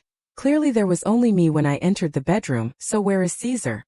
Irenia panicked when she saw his foolish appearance. Oh my, what is with this look? She helped Caesar up and asked, have you been hiding under the bed all this time? Why did you crawl in there? Come here. Irenia sighed and continued, oh my, you are covered in dust. Maybe they only clean the places that are visible. He frowned uncomfortably when she smoothed his hair. Dust. Irenia just fixed Caesar's hair and said, dust, he said blankly again. Ren. This appearance of Caesar was so adorable that she could not help but laugh. Caesar blankly did not understand why Irenia was laughing. She tried to calm down. Sorry, but you look too funny. Irenia remembered the discriminating gazes, all alone in the luxurious royal palace, the gazes and coldness always watching from anywhere. It had made her extremely haunted, and also the queen and the second prince, who were always lurking to swallow her. It was clear as if at any moment her neck was tightened. Now Irenia was laughing very heartily. She looked at this blank face and thought to herself, just looking at Caesar makes me feel so comfortable. Irenia stopped laughing and reminded, but I can't just leave you like this, you are covered in dust. She unexpectedly put her hands on both of his cheeks. Irenia gently reassured, I promise to show them you as a human. After a while she rang the bell calling Mercedes. She immediately ran to Irenia. You called me. Oh, Your Highness, you are here. I have been looking for you for so long. She made a suggestion. Mercedes, we have to give Caesar a bath. Mercedes replied with a surprised tone, a bath. Irenia nodded in confirmation. Yes, a bath, he is so dusty. She lowered her face, not daring to look her straight in the eye, but then. Seeing that Mercedes seemed hesitant, Irenia spoke in question, Is there a problem, Mercedes? She agreed immediately, shrinking back. There is nothing, I will prepare for the bath. Then Mercedes pushed Caesar away. Then please follow me, Your Highness. She waved her hand, watching the backs of the two of them. Irenia smiled in satisfaction. That hesitant reaction makes me a little worried, but nothing will happen from a bath, right? She was startled when she heard a scream coming from inside the bathroom. Irenia turned red in a panic when she saw the bathroom door open. His arm turned black like a reptile, his whole body without a single piece of cloth to cover himself. Caesar's face was angry and sullen. She shouted in panic when she was suddenly pinned on the bed by him. Irenia blushed embarrassedly as Caesar rubbed against her shoulder. Caesar. His whole body trembled, saying Ren. Irenia's eyes lost control and looked down at Caesar's trouser snake. Her face flushed, her eyes looking in another direction. Too close contact. Mercedes ran outside and called, Your Highness. In the end she still was not able to give him a bath. Looks like bathing is impossible. She widened her eyes in surprise and asked, What? But have not you even taken a bath yet? Mercedes wiped Caesar's hair while explaining, That is right. But His Highness reacted so violently even when water splashed on him. So there was no other way, even we had a hard time handling it. Irenia was dazed and confused. Even so. She thought worriedly, if even bathing can't be done, how can I do anything else? Irenia suggested, then let me try. She was stunned with worry. What? But princess, you have never served a bath before. She understood Irene's worry. It is true that I have experience washing clothes and doing chores, but I have never directly served a bath for someone, but in order for Caesar to live it needs to change. She tied her hair up and set to work. Helping each other is also the duty of husband and wife. I will also try to help. The water in the bathtub was already prepared.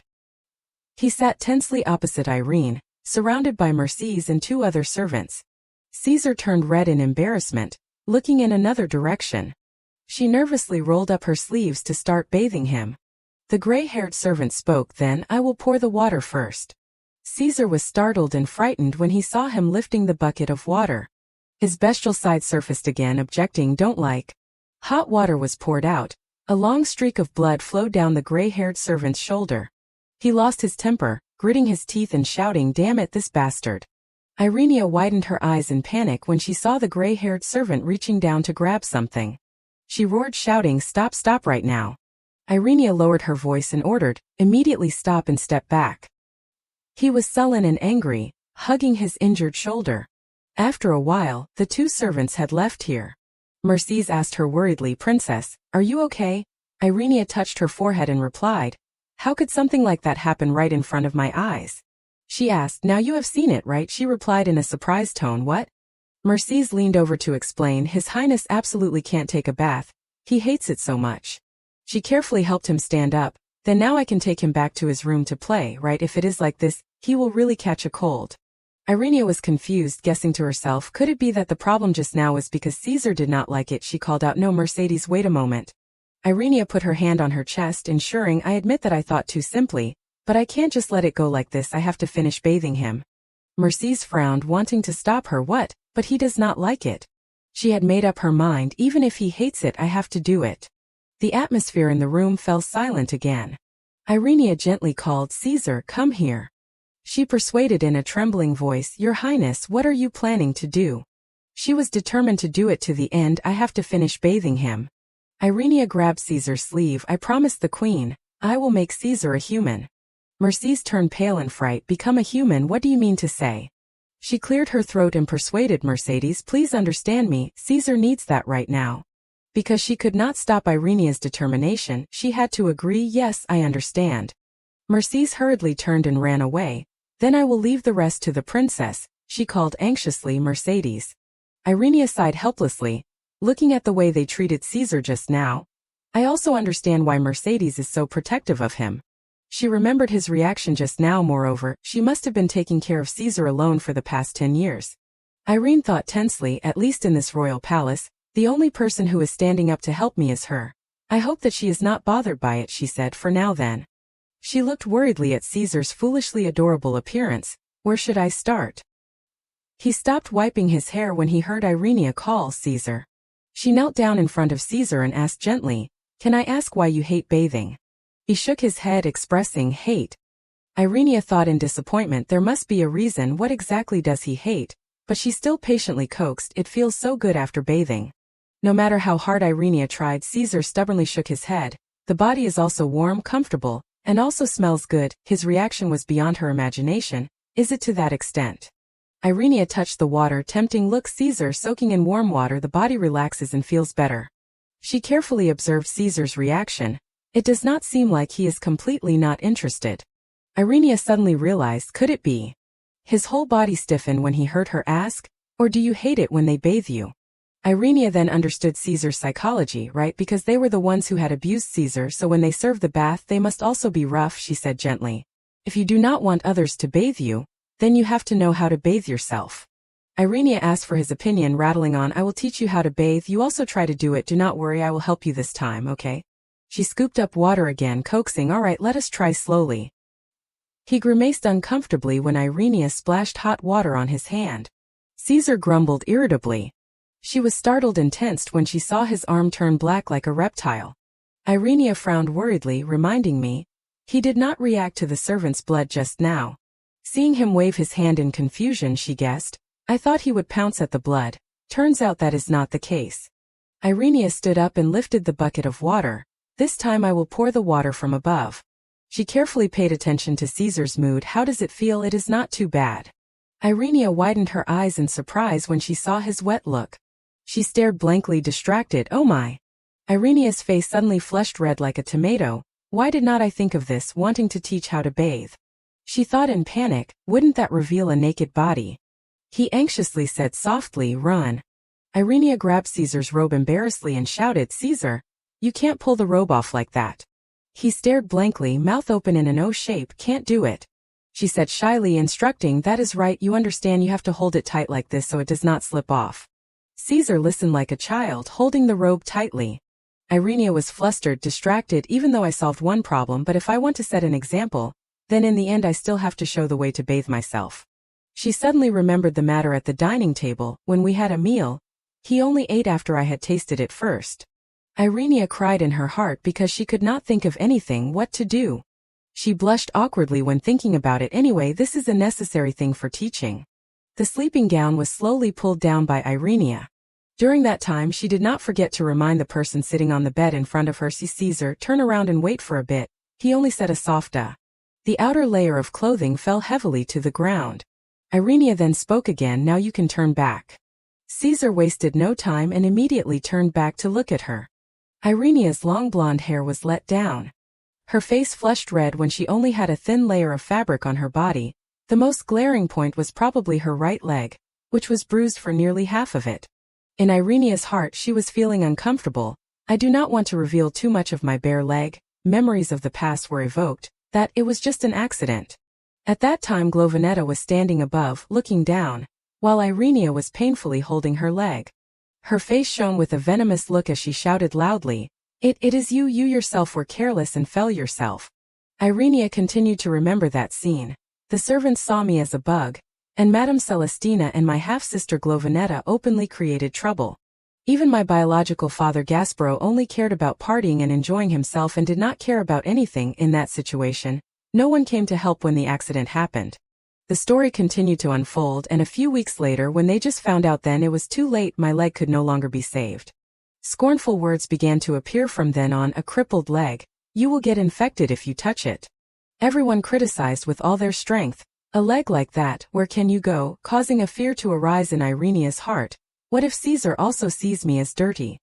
Unexpectedly, Caesar was sniffing something and Irenia, her face flushed, immediately shouted, "You."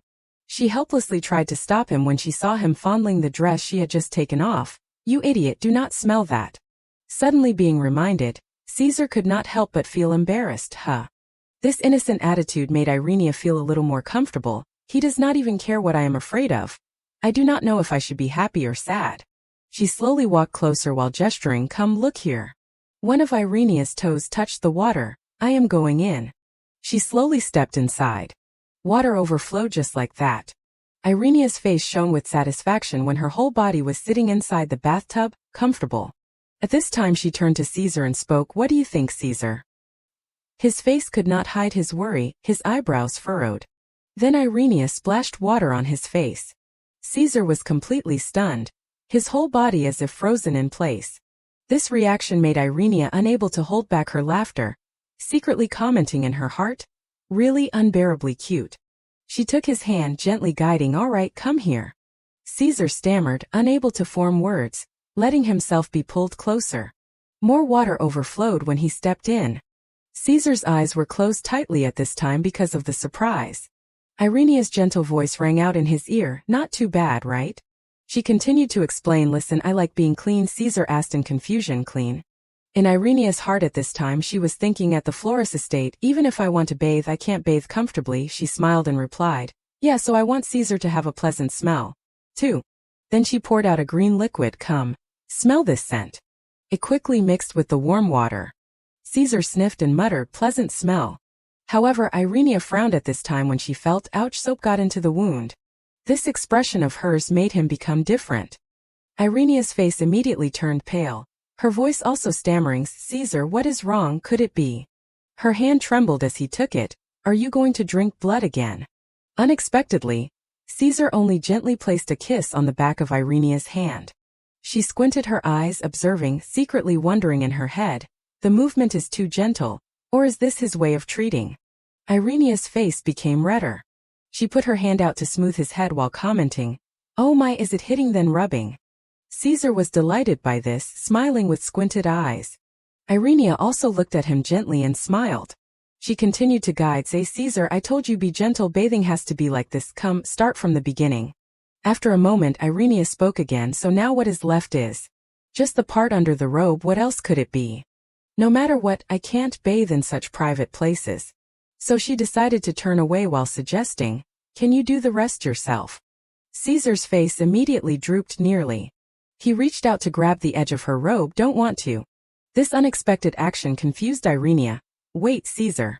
She blushed, trying her best to stop Caesar, you can't do that, naked skin. However, Caesar just frowned, repeating a simple word, hate. Irenia observed him, secretly assessing, although I am happy that he is relying on me, but don't do that, alright, if you bathe yourself clean and come out, then I will have a reward.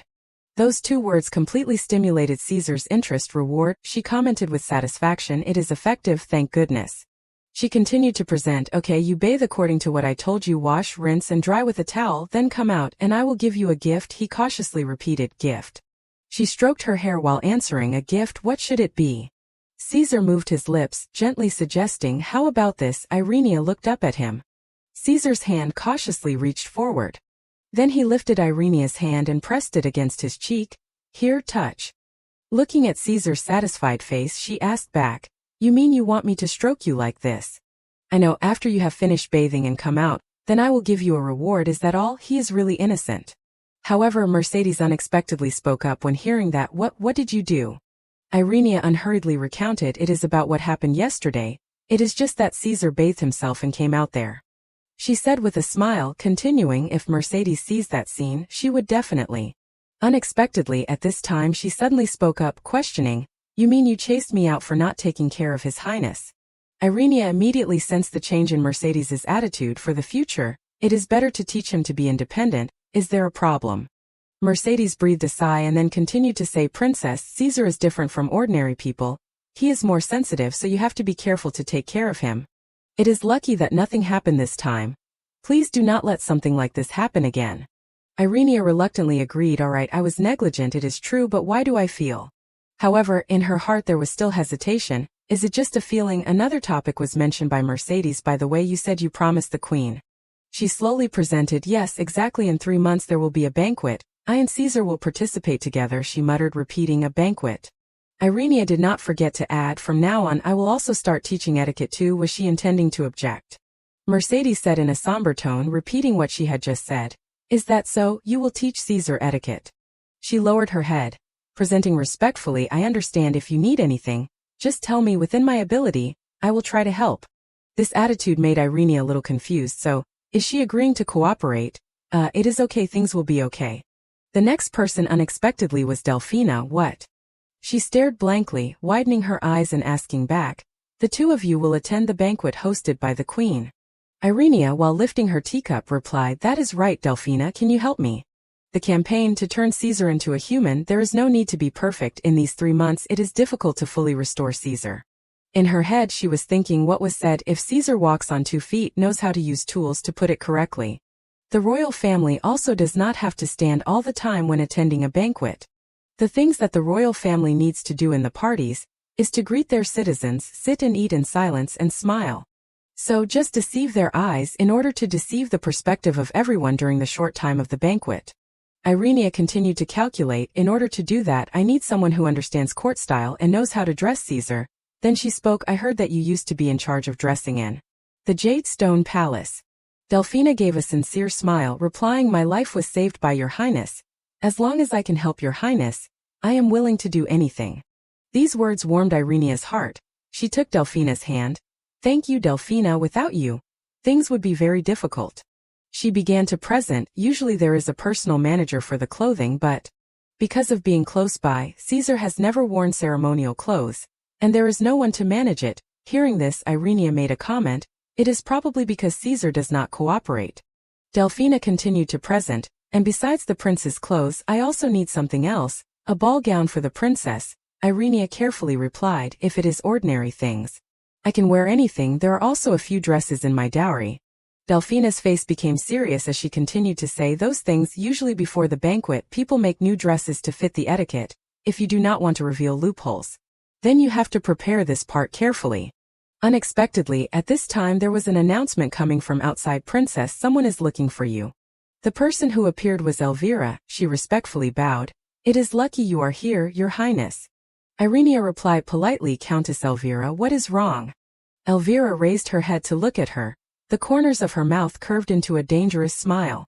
Then she snapped her fingers, signaling for the maid behind her. Immediately several wheels appeared, followed by a dozen luxurious items. There were even many frilly dresses. Elvira lowered her head, speaking unhurriedly, it is a gift from the queen. Irene's face could not hide her confusion, her lips moving. The queen has bestowed this upon me. What is this? Why suddenly? Elvira continued to add solemnly, she is a kind national mother, right? The queen is very touched by your thoughtfulness in taking care of your husband, so I hope you won't hesitate to accept the queen's support. She repeated the word from just now, support. Only at this time did Elvira bow her head and reply, so if you need anything, just tell me. I will follow the queen's order and assist you as much as possible. She did not forget to emphasize, therefore. Malice was revealed in every word spoken. Please do not say that it is a failure due to lacking something. Irene pursed her lips, gradually understanding something. That is what you mean. Several maids walked back and forth busily. And then she replied to Elvira solemnly, please convey that I will definitely repay the queen's grace. She smiled faintly, accepting her goodwill. All right. Before turning to leave, may you be protected by the Holy Cross. Irene frowned, seriously requesting, I am not satisfied with the way the old servants served. There were even those who dared to be rude to His Highness Caesar. Please replace them all for me. Countess Elvira acted quickly, just as she said. She immediately approved my request, and in just one day, the lazy people of the Emerald Palace had been replaced by those who had been rigorously trained. A meal was quickly prepared for Irene and Caesar. Eye-catching dishes were displayed on the table. Irene observed them and then commented secretly, indeed the menu has improved significantly. Even though today is a day of fasting, the feast is still very luxurious, not simply more dishes, but it is still good. Her gaze shifted to Caesar's excited face on the other side. It is very suitable to teach Caesar to practice eating and drinking. Fortunately, Mercedes has also agreed to cooperate. Unexpectedly at this time Irene suddenly exclaimed, hey wait. She looked when Mercedes stuck the fork into the food to help Caesar. What are you doing? She paused, asking back in confusion, is there a problem? Irene seriously presented, yes there is, you can't do everything for him, you are treating the prince like a child. Hearing this, Mercedes muttered, you mean I should not help His Highness? Irenia continued to present Nanny, when I said I would teach Caesar etiquette, did not you say you would help me? Unexpectedly, she was retorted, but even so he still has to eat. Mercedes seemed to know everything and then added, you still do not understand. His Highness Caesar is usually very sensitive, he rarely agrees to eat. Today is also a day of fasting. There is nothing but vegetables. If I do not take care of him properly, how can his body endure? Irenia frowned, vehemently objecting to that idea, but this is too much. In my eyes this looks very strange. The fork in Mercedes's hand was raised with a declaration, the princess will get used to it soon. She quickly stepped forward and knocked it out of her hand. Madame Mercedes? Mercedes's expression became unsightly almost immediately. Then what do you intend to do? Irenia pursed her lips, pondering in silence. She turned around, slowly walking towards Caesar. Irenia carefully guided him to hold the fork. Come, Caesar. Like what she had seen before, from now on, when eating you have to use this. Caesar stared intently at the fork in front of him, then threw it straight away. Mercedes was just waiting for that and immediately suggested, is it too difficult? Let me help you. However, Irenia raised her hand to stop her. There is no need. Then she turned to the court lady Delphina. She replied respectfully, yes, princess. Then a brand new fork was brought up. Irenia seriously declared, even if I have to repeat it how many times, it is fine until Caesar can do it himself. She guided Caesar again how to use the fork. Come, Caesar, you can't throw it this time, remember? This scene stunned Mercedes. The second fork was dropped by him in just a blink of an eye. Irenia smiled faintly, patiently replying to Caesar, Caesar, do you think this is a game? I just wanted to test you. However, he only smiled and looked at her. She continued to explain, come, you have to hold it like this time you really can't throw it anymore. Okay, don't just nod to get through it. The atmosphere around Mercedes gradually became darker. This did not escape Irenia's eyes. Mercedes, are you all right? Hearing this, she asked back somberly, is it true what you said about attending the banquet with His Highness? In Irenia's heart she immediately jumped again, this uncomfortable feeling. That is right. Mercedes's face darkened before replying, could it be? A question was raised by her. Is this the princess's ambition? Irenia only coldly denied after hearing this, no. However, she did not pay attention to that at all. I do not think so. Mercedes's tone was several times higher when she continued to say, the princess does not know how His Highness Caesar has lived until now. Do not you think about the wounds that His Highness will have to endure? Even so, Irenia still patiently explained, I understand what you are worried about. That is right, Caesar may be hurt. But that is necessary for him. Without going through bitterness, how can you reap sweet fruit? She was so shocked that she could not help but shout. Irenia continued to persuade Mercedes, believe in Caesar, Your Highness, believe in Caesar. He will definitely do it. However, Mercedes declared sharply, you only want to turn His Highness into a joke before the world. These harsh words were completely beyond Irenia's expectations. Why would she think so extremely? Mercedes was still incessantly calling out abuses in agitation. In the grand banquet hall, before so many people, do you know how much His Highness will have to endure? Irenia and Delphina worriedly continued, Mercedes, please calm down. Caesar, from beginning to end, had not shown anything.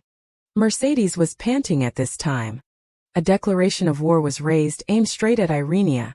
Absolutely can't let that happen, my prince. I will protect him because His Highness is the person I have to protect. It was at this time that she understood. Now I understand. That thing is emotion. An emotion as twisted as poison. I have long felt that something was wrong. Mercedes's attitude in treating Caesar, always blindly accepting everything. After Caesar's curse was revealed, most people turned their backs on him, including his own mother, the late queen. She was already weak and went crazy and took her own life. Mercedes was probably the only person who reached out to accept Caesar from childhood. The problem is, she has a strange personality, too emotional, and her mood changes erratically to the point of being difficult to understand.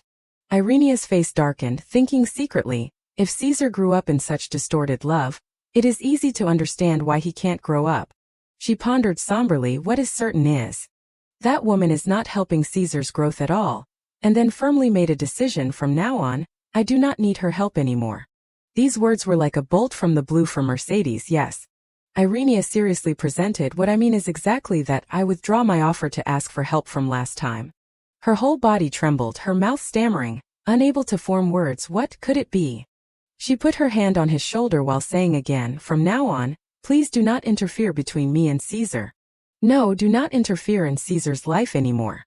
The evening sunlight filtered in through the glass panels of the front door. Caesar lay lazily on Irenia's lap. She frowned, thinking about the meal earlier. I sacrificed up to 17 forks. Her free hand kept smoothing Caesar's head. You are really stubborn. Irenia continued to look towards the door and then commented, and in the end Mercedes did not come back. In her heart she understood clearly that, with that kind of abandonment, she probably won't appear anymore. Even though she thought that was the right choice for the future. But she did not know what Caesar would think, so she took the liberty to speak. Hey Caesar. Do you not like it that I chase Mercedes away? Even so, in Irenia's heart she still could not help but feel confused. It is not clear whether he agrees or objects, but because if he hated it then he would have said it. So let us just consider it okay. She reached out her hand towards him, her mouth still muttering, good, so let us start. We do not have much time left. If I want to avoid the eyes of the other attendants, then only this time. Caesar's eyes shone red. His expression became different in just a blink of an eye. The moonlight outside was illuminating the space below. Irenia sat on the edge of the bed, completely awake. She muttered while assessing the situation. Indeed. The place on her right leg that was disabled was covered with red spots. The wound did not look very clear. Although it was not clear why, but Caesar would only calm down after drinking blood. Therefore, I chose the way to let him drink my blood periodically to keep him stable. I am not sure if other people's blood will work, so keeping this secret is still the safest. In Irenia's head she thought secretly, the only problem is I can't hide those wounds forever. But then I found a place. A place where a frequent wound would not be suspicious, and if it is painful, it is easy to find an excuse to justify it. Irenia smiled self-deprecatingly, muttering alone, I do not know if I should call it lucky or not. At least, this useless body also has a good point. A call rang out beside her, startling Irenia. Run. She smiled faintly, thinking in her heart, he is probably talking in his sleep. Looking at this appearance, who could imagine that this would be the cursed prince? Irenia could not help but reach out her hand towards him. The words of Mercedes were remembered by her. Don't you think that is His Highness's greed? Irenia sternly declared at that time. No. She continued to present. I do not think so. I can affirm that because I have seen Caesar's fate. A place like that, a life like that is not where he belongs. Caesar deserves to be in a brighter and warmer place, because Caesar is a human who deserves that. And in order to achieve that, all of this is necessary. She touched him gently, silently promising herself in her head, I definitely will make that come true. On the other side, Mercedes was left alone. She remembered the words of the past. Caesar is a child who was raised entirely by Mercedes's hands. He is no different from her own child, therefore, please. Protect Caesar at all costs, Mercedes muttered, her voice trembling. That is right, Caesar, that child is my son. In her heart she was promising herself, her expression becoming several times more dangerous because of it. No one can separate us, not even that shameless bitch. On the other side, Glovanetta's footsteps were hurried. The door to the room was flung open by her. Glovanetta stepped in, calling loudly, Mother, this person is the eldest daughter of the Flores ducal family, Glovanetta Flores. She kept shouting loudly, that little thing is still alive. You mean that little Irenia? Celestina at this time replied unhurriedly, Don't be so loud, Glovanetta, there is no air about you.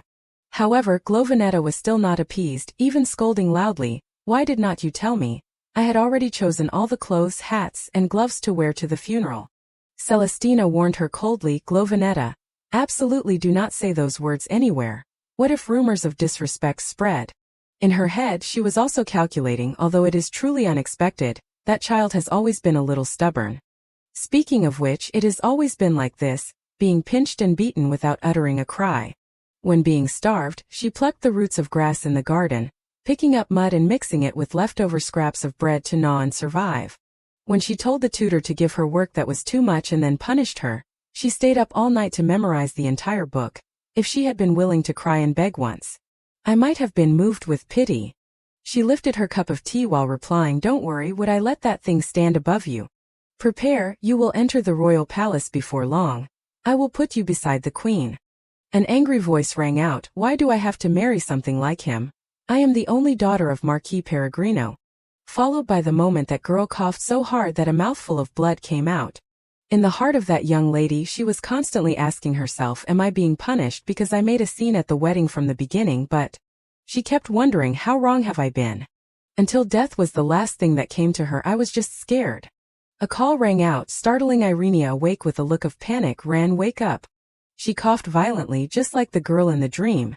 Irenia's face turned pale, sweat dripped down her face, and her head was in turmoil. Am I still alive? I clearly vomited so much blood. A finger gently reached out, wiping away a tear. Caesar worriedly, urgently repeated, Ren, wake up. She looked towards him in confusion, calling his name in a murmur. Caesar, was it a dream? In her head she was constantly commenting, clearly my chest is still tight, so vivid that it was just a dream. Another hand reached towards her. It is okay now. Caesar gently placed his hand on Irenia's head, comforting, it is all right. Seeing that, she then replied with a similar gentle look, it is all right, Caesar, it is all right. This made Irenia smile gently. He is copying me. Yeah, that is right, I am okay, thank you. However, in her head she kept asking herself, why did I dream that dream? Caesar suddenly changed the subject. Smells good. That one word made Irenia ask in confusion, huh? He looked at her with two sparkling eyes like a puppy. I like. Irenia still did not understand what was happening. Like what? Both of his hands reached out, fondling her face. Then gently pulled Irenia into his arms. She was completely surprised by this action of his. Caesar, this is. Immediately she realized lavender scent. Caesar at this time explained again, Rin likes this. She gently acknowledged, that is right, I like it, could it be? And then she quickly understood, did you bathe yourself alone? Caesar smiled gently, confirming, yeah, I did. Well, right? Irenia could not hold back her mouth from opening in surprise. Caesar hates water. But he went to bathe himself. She gave a warm smile and then replied, yeah, very good, very good. Caesar also smiled softly, continuing her words then. His hand took Irenia's hand and put it on his cheek. Give me your hand here. His eyes suddenly widened in surprise. When Irenia's lips gently covered his lips, she released almost immediately. Then she explained awkwardly, Tish, the thing is an etiquette greeting that is popular in the capital recently. Irenia herself could not understand, what did I just do? Caesar is too cute, so I unconsciously. Caesar responded with a light kiss on her cheek. Irenia said in confusion, so that means this is a greeting. Caesar stared at her, declaring sincerely, Ran, I like it. In her heart she understood clearly that Caesar's like definitely did not carry the meaning of romantic love. I also like you. Yes, I like it, even though he sometimes scares me, even though he sometimes hurts me, Caesar gently repeated. Ren, I like. Irenia also indulged him, continuing. Yeah, I also like Caesar, how can I not like such sincerity and purity? Having gradually passed a new day. Delphina stepped in and then spoke respectfully. Your Highness, you just coughed. Delphina, she replied to the other person, it so happens that I have something I want to ask. She obediently replied, yes, Your Highness. Before I entered the royal palace, Caesar had previous fiancés, right? What kind of people were they? This topic immediately made Delphina confused. Your Highness, this matter. Irenia seriously added, it is okay, tell me the truth, please. At this time Delphina slowly presented, I did not meet all of them, I only heard Madame Aranzo talk about their behavior, I only know that. The 4 previous fiancés all entered the palace before the wedding to learn how to be a new bride. Every time like that, there would be conflicts with Madame Aranzo, especially the young lady of Marquis Peregrino's house, the 4th fiancé. She made a scene right at the wedding hall, causing Madame Aranzo to be extremely angry. Hearing this, Irenia could not help but ask back, made a scene. Delphina continued to present, yes, I heard that she declared loudly that she could not marry like this, making a fuss about it. This name got stuck in Irenia's head. Young lady of Marquis Peregrino's house was originally a family of renown, but why does it sound so familiar? She unconsciously remembered the words of the girl in the dream, I am the only daughter of Marquis Peregrino's house and I have to marry an idiot. And then she exclaimed in horror, the name I heard in the dream last night. Irenia thought in shock, it is definitely Peregrino. Moreover, the situation is exactly the same as in the dream. This made her hurriedly hug her head. What exactly is going on? Delphina, who was nearby, then asked, Your Highness, are you all right? It was at this time that Irenia looked up in a daze. That is not just a dream, I am okay. On the contrary, she was still very worried. Your complexion does not look good. Should I burn some incense to calm your nerves? Hearing that, she gently replied, okay, thank you. After that, Irenia started to ponder, now that I think about it, there was also a similar thing before the day Delphina was framed. It was thanks to the dream the night before that I found the real culprit. Could it be? Suddenly she spoke up, Delphina, do you know how the young lady of Marquis Peregrino's house died? When asked, Delphina revealed a look of fear. Your Highness, I am just such things. Before she could speak, Irenia understood. The girl who almost became the princess died at the hands of the cursed prince. There are such rumors, and I have always believed that to be true. With an investigating tone, Irenia questioned, but did Caesar really kill that girl? At the same time, she also speculated, does Caesar really have a tendency to attack others? But that always seems like a reaction to protect himself, rather than an intention to harm others. Gradually his tearful face appeared, until now the image of Caesar in my eyes. Before these things, Irenia told herself silently, impossible, Caesar truly. In exchange, Delphina frantically explained, Your Highness, please forgive me, I am of low status, I do not know about that. As for Irenia, she was also hesitant, saying, That is right, I was too inconsiderate, just pretend you did not hear anything. And after that word, the atmosphere between them was strangely tense. In order to break that situation, Irenia opened, That is right, what is Madame Aranzo doing now? It was at this time that Delphina breathed a sigh and then replied, She has not stepped out of the room since morning. Seeing that, she suddenly became curious, perhaps she still has not recovered. Outwardly she is demure and gentle, but there is something very strange. What kind of person is Madame Aranzo? This question startled her. Madame loves His Highness Caesar very much.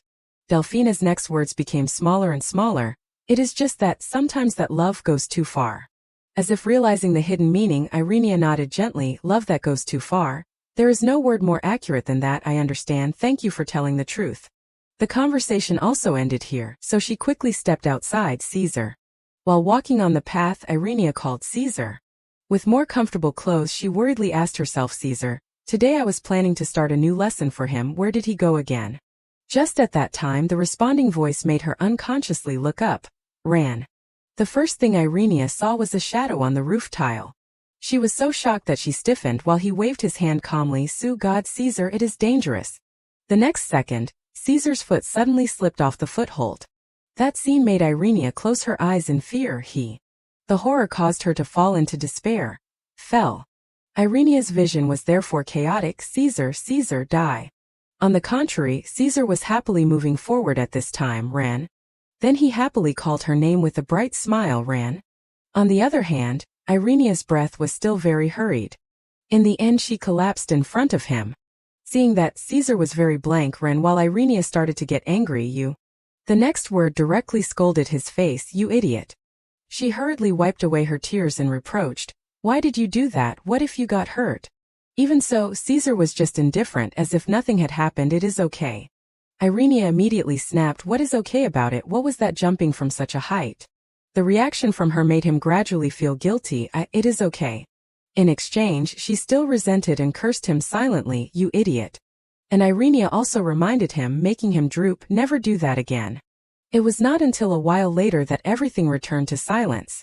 Irenia gradually calmed down and asked herself, jumping from that height and still being safe, how is that possible? What exactly is going on? Suddenly she frowned slightly, and what are the guards doing, letting the prince climb up to that place? Their duty is to protect their master at all times.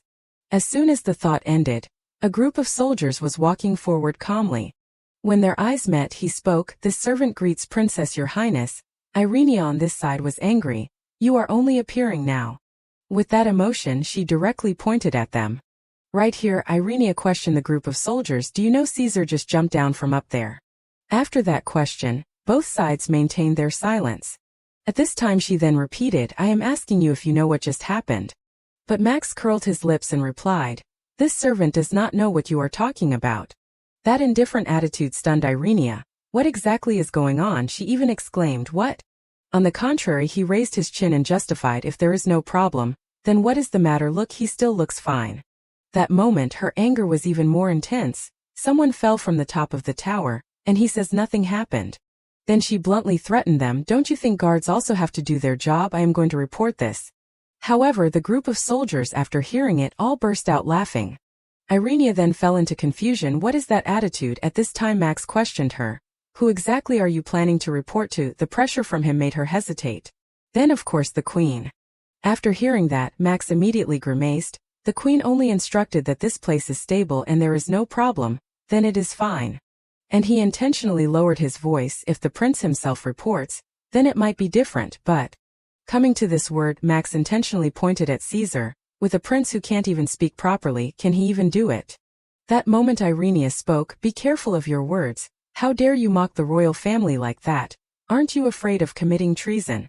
But replying to her was just a contemptuous laugh. Your royal family. What does our prince know about the country? Do you know if at this moment the princess disappears from here? Next Max said sarcastically, truly no one would care. It is just that the number of dead princesses has increased from 4 to 5. She herself at this time only knew to suppress her anger. Regrettably, those words were not wrong. Then Irenia thought desperately, if the rumors all this time are true, the fact that I am still alive right now is already a strange thing. Even if I suddenly die now, no one would find it strange. At the same time she also realized the cursed prince has always been like that. This time it is just the appearance of a new sacrifice, dying under a noble status. They might even say that it is good like that.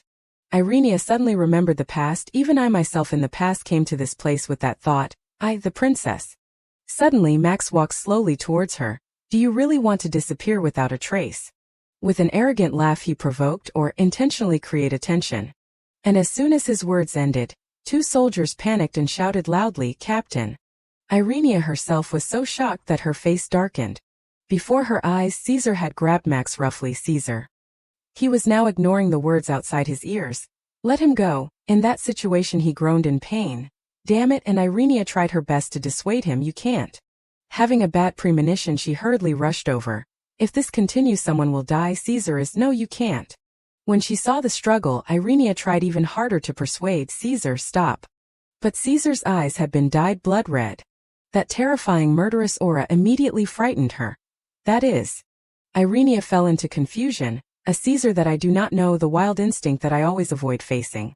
Suddenly a thought flashed from her. Can I stop him? Looking towards Caesar Irenia thought secretly, I thought I understood Caesar to some extent, and the group of soldiers were panicking. Stop, let go, let go. And she unconsciously asked herself, but that appearance, is it still the Caesar that I know? Suddenly, her mind returned thanks to his groaning. Or have I been too arrogant in thinking that I understand him? At that moment she made a decision. Perhaps it is really like that, but even so, at least I. Just like that, Irenia took courage and shouted loudly, don't do that, Caesar. At the same time she trembled in fear. Don't, you can't be like that. I do not want to see him hurt anyone. Drops of sweat therefore fell to the ground. If he does that, everyone will really say that. When she regained her senses, Irenia continued, he is a monster, Caesar, please.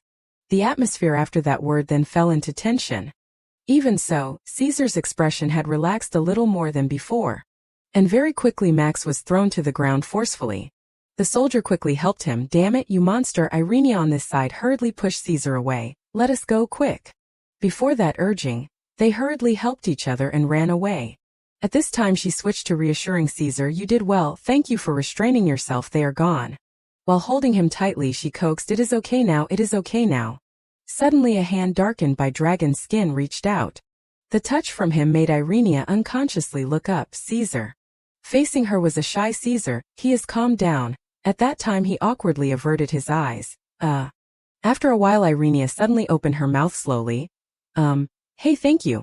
This word was too sudden so Caesar was confused. Thank you. In exchange she just smiled gently. First of all, thank you for listening to me, and thank you for standing up to replace me. If it was not for him, perhaps something big would have happened. Irenia then instructed, but you can't attack others like that. Caesar's eyes therefore widened. Why? His question made her quite surprised. Why, it is just that, if I said it is common sense he probably would not understand. Even so Irenia still patiently explained, I just do not want to see you hurt anyone, can you do that? On this side, Caesar suddenly moved his lips very slightly, but his expression showed sadness, Ren hurt. The reason Caesar gave was so shocking that Irenia was stunned. Meanwhile he still continued to confess, no, can't let Ren hurt.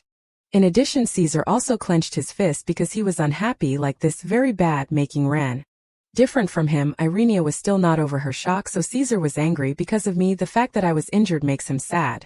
As for Caesar, he said sullenly, at this time evil, they are bad people. Joy suddenly surged in Irenia. From before until now, has anyone ever been angry for me? But she quickly spoke, even so, you can't doing that, one day you will have big trouble. Hearing that, he just sadly replied, Between that moment of emotion, she suddenly felt shy. Ran. Next Irenia smiled softly because she was happy. I really can't do it. Even unconscious joy spread to Caesar. How can I scold such a good puppy? Just like that everything ended in their laughter. Really, in the world is there another prince as adorable as that? After the incident that day, the captain of the guards disappeared from his position without a word mentioned, also without any punishment, perhaps just like what they said. The queen had covered everything up. Max's words suddenly repeated. How can a prince who can't even speak properly cause trouble himself? Returning to the present, Irenia opened, but thanks to that, I know the next thing I need to do. No, actually I was planning to do it already. Come, Caesar. She then tapped the cane lightly into his hand. Let us study. In the room there were only 2 people. On the table the decorations were messy. At this time Caesar tilted his head in confusion. Study. On the other hand, Irenia was predicting, if I have to participate in the banquet, I at least have to know how to speak more naturally than now. Caesar will have to meet a lot of people and be forced to talk to them. The fact that he can only use a few words to try to communicate like a child is also a problem. There is no need to be truly fluent, just enough to clearly express his emotions. Thinking, she took a card up. Learning characters will help speak more naturally. Caesar, look at this.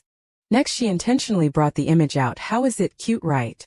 However, he only said in boredom, no. Irenia then unexpectedly did not speak. A puppy. But she quickly switched to another card. Then how about this? However, replying to her was a shake of the head. Not only does not like it, but also hates it. After that, Irenia tried to teach, hey, look at this. Putting these characters together will make Caesar's name. Suddenly she pointed at the card, not happy. This is Irenia, her name. Hearing that, he then looked over Ren. That reaction was then noticed by her. You are interested? That is right, that is my name. In exchange, Caesar was now seriously and actively arranging the characters. Ren. That action surprised her even more. That is the way to write my nickname. That is right. How did you know? With curiosity, Irenia then asked again, you are so good, Caesar. What else do you know? He also nodded immediately. No end. As soon as he finished, Caesar arranged the words in succession. Little girl, beautiful wedding cake. That moment, she widened her eyes in shock. All of them are correct. The joy also made Irenia smile brightly. I underestimated Caesar's level. Now I understand it is too easy. So you are bored, right? Then let us study something higher. But Caesar frowned in fear. Higher. Then, Irenia had to be amazed by surprise once again. Facing her was a Caesar diligently writing characters. Caesar, you are really good. Irenia then watched his hand attentively. At first it was a little awkward. Now he writes characters very fluently. Suddenly an idea flashed in her head. If it is to this extent, then Caesar, this time try writing on paper. According to that, Irenia put a pen in his hand. Hold it like this. Point the pen tip diagonally so the ink does not splatter. At the same time, she was also close beside him to help. A short period of time passed. Only that diligent image was left. After a while, the pen was placed down with the words on white paper. This time Irenia tried to check and was very shocked. You are really good. No, this is too good. Every sharp assessment was given by her. It is not just knowing how to write characters anymore. It is many times better than me, who entered the florist's house late and learned quickly. The handwriting has dignity and majestic aura. Suddenly Irenia's mood slumped. Why did not I realize it sooner? This is the trace of education. Caesar is the prince of the empire, the person with the highest potential to succeed. From a young age he must have received enough royal education, even the study of emperors. Even though his intelligence is now covered by the curse, what he learned from a young age is still deep inside. I do not know, after the screen of the curse, how many more good sides of Caesar are there that I have not seen? At the same time Caesar was blankly turning Ran. And before she could regain her senses, Irenia hugged him tightly. Even so, Caesar still accepted it and smiled with satisfaction.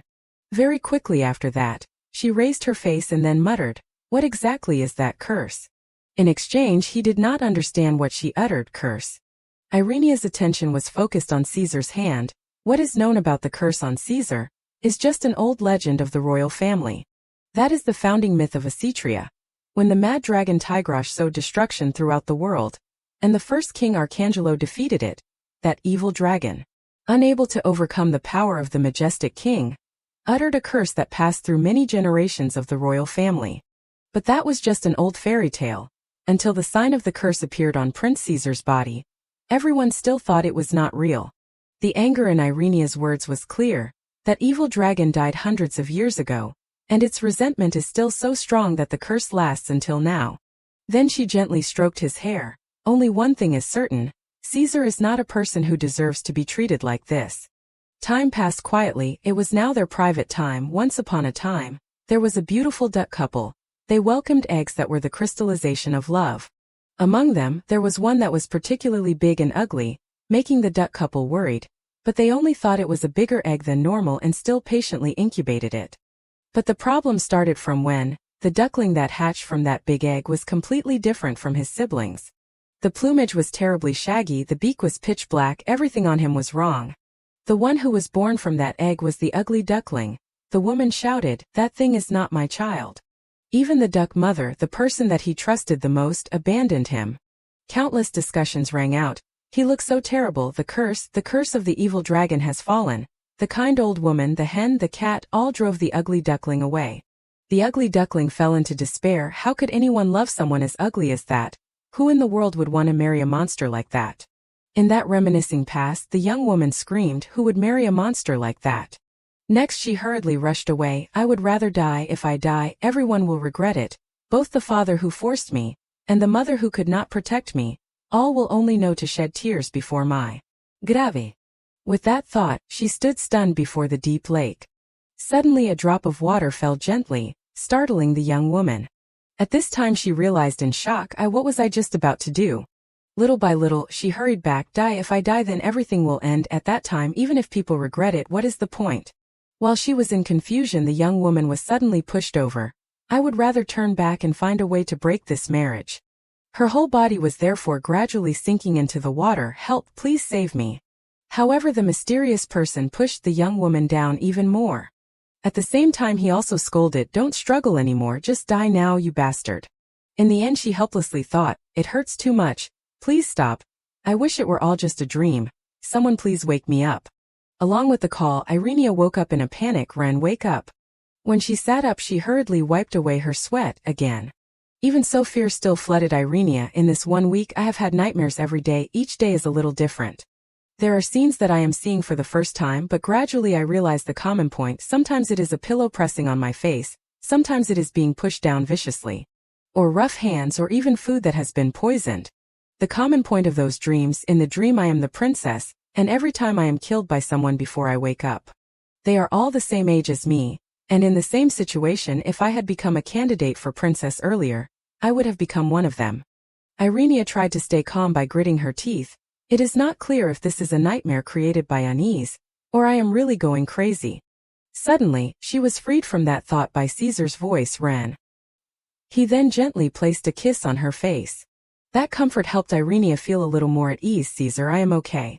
In exchange, Caesar was still worried. Okay? But she quickly smiled. Yeah, I am okay. Thank you for waking me up. Next she was a little happy. From the day I started having nightmares, Caesar has been coming to wake me up, perhaps because the start was off track, so now every time after waking me up he definitely has to kiss my cheek. Then Irenia wondered, speaking of which, how do you know every time I have a nightmare you come to wake me up? Facing that question, Caesar widened his eyes in surprise. How do I know to come? The answer was hesitantly released from his mouth. It is just, I know. Hearing that, Irenia was then stunned while Caesar just nodded. It is just. At this time she suddenly leaned back on the bed. Yeah, he probably knows in his own way. But Irenia felt a bad premonition, not getting deep sleep for many days. I am very tired now. If I think that it is just a dream, then I can ignore it. She started to ponder. But if this dream again reveals the truth, just like the time to find the thief of the jewelry, then every young face flashed through her head. All of them were murdered, right in the royal palace. Unconsciously, Irenia's words muttered out of her mouth. No one deserves to die so tragically. Who exactly is doing this? At this time she was quite certain. Now there probably won't be any more evidence, and the royal palace must have blamed everything on the so-called curse of Caesar. Caesar beside her said innocently, Ran. Hearing that call, Irenia looked at him and thought, if only there was a witness. Right at that moment she recovered because she realized one thing. Wait, I have a witness. Irenia's attention suddenly focused completely on Caesar. Right before my eyes. Just like that she took more courage and asked, Caesar, do you still remember? At first you were still wondering, huh? Irenia on this side was then hesitant. That is, the previous candidates, those people who came before me and then died. Caesar, after hearing it, was still confused because he did not understand woman die. And that made her even more hesitant. Does he truly understand? Or is he just repeating the last words I said, right? If my hypothesis is true, then Caesar, who was beside them, will be the most important witness. This matter is very important. Little by little, Irenia explained to him, but if the dream is true, then Caesar, the person who was beside them, will be the most important witness, must bad, this matter is very important. At the same time she carefully lowered her voice, so Caesar, if you remember something. With that effort, Caesar began to reply, splish splash, down to the water. Irenia then immediately remembered the image of the young woman being drowned in the lake. Because she was tense, she hurriedly exclaimed, right, that is right, down to the water. He knows the story of the princess falling into the lake. With the next word he only released one word, splish splash. On the other hand, Irenia was very excited. Then what happened? Continue speaking. Between the suffocating space, Caesar continued to mutter, splish splash. The ducklings are flapping in the water, splish splash, then following the duck mother, calling quack quack. Everything was too strange, making her unable to react, huh? But he at this time happily imitated the sound of the duck, quack quack. And it was not until a while later that Irenia gradually calmed down, duckling. She sighed softly, so it is a fairy tale. I have been reading stories for him too much lately. I did not expect it to create such a side effect. Meanwhile Caesar happily said. The ugly duckling looked at his reflection in the water and lamented, what crime have I committed that I was born so ugly? This time Irenia only smiled faintly. Caesar, you really like this story. For some reason, hearing it again, she just felt her heart sting, perhaps because he and that duck had something in common. But she quickly realized the problem. Do not tell me that you want me to read it now. Caesar immediately acknowledged, yeah, read it. That made her turn on the light. How can I win against his stubbornness? When everything was ready, Irenia gently opened, let us see. Next the two leaned against each other. Once upon a time, in a pond there was a very beautiful duck couple. They welcomed eggs that were the crystallization of love. As soon as the story ended he suddenly showed interest, Ran. Then Caesar directly asked, what is love? The suddenness of it startled her. What? On the contrary, he looked radiant as if discovering something new. Love. Irenia on this side was a little flustered. What is love? Oh my, why ask such a philosophical and difficult question? That is love. With a little effort she then replied, is when you very very like someone. Caesar immediately repeated after her, like. Irenia quickly nodded, yeah, a lot more than that. Right at that moment he did not hesitate to say, I really like Ren. Even Irenia happily joked, yeah, that is right, I also like Caesar.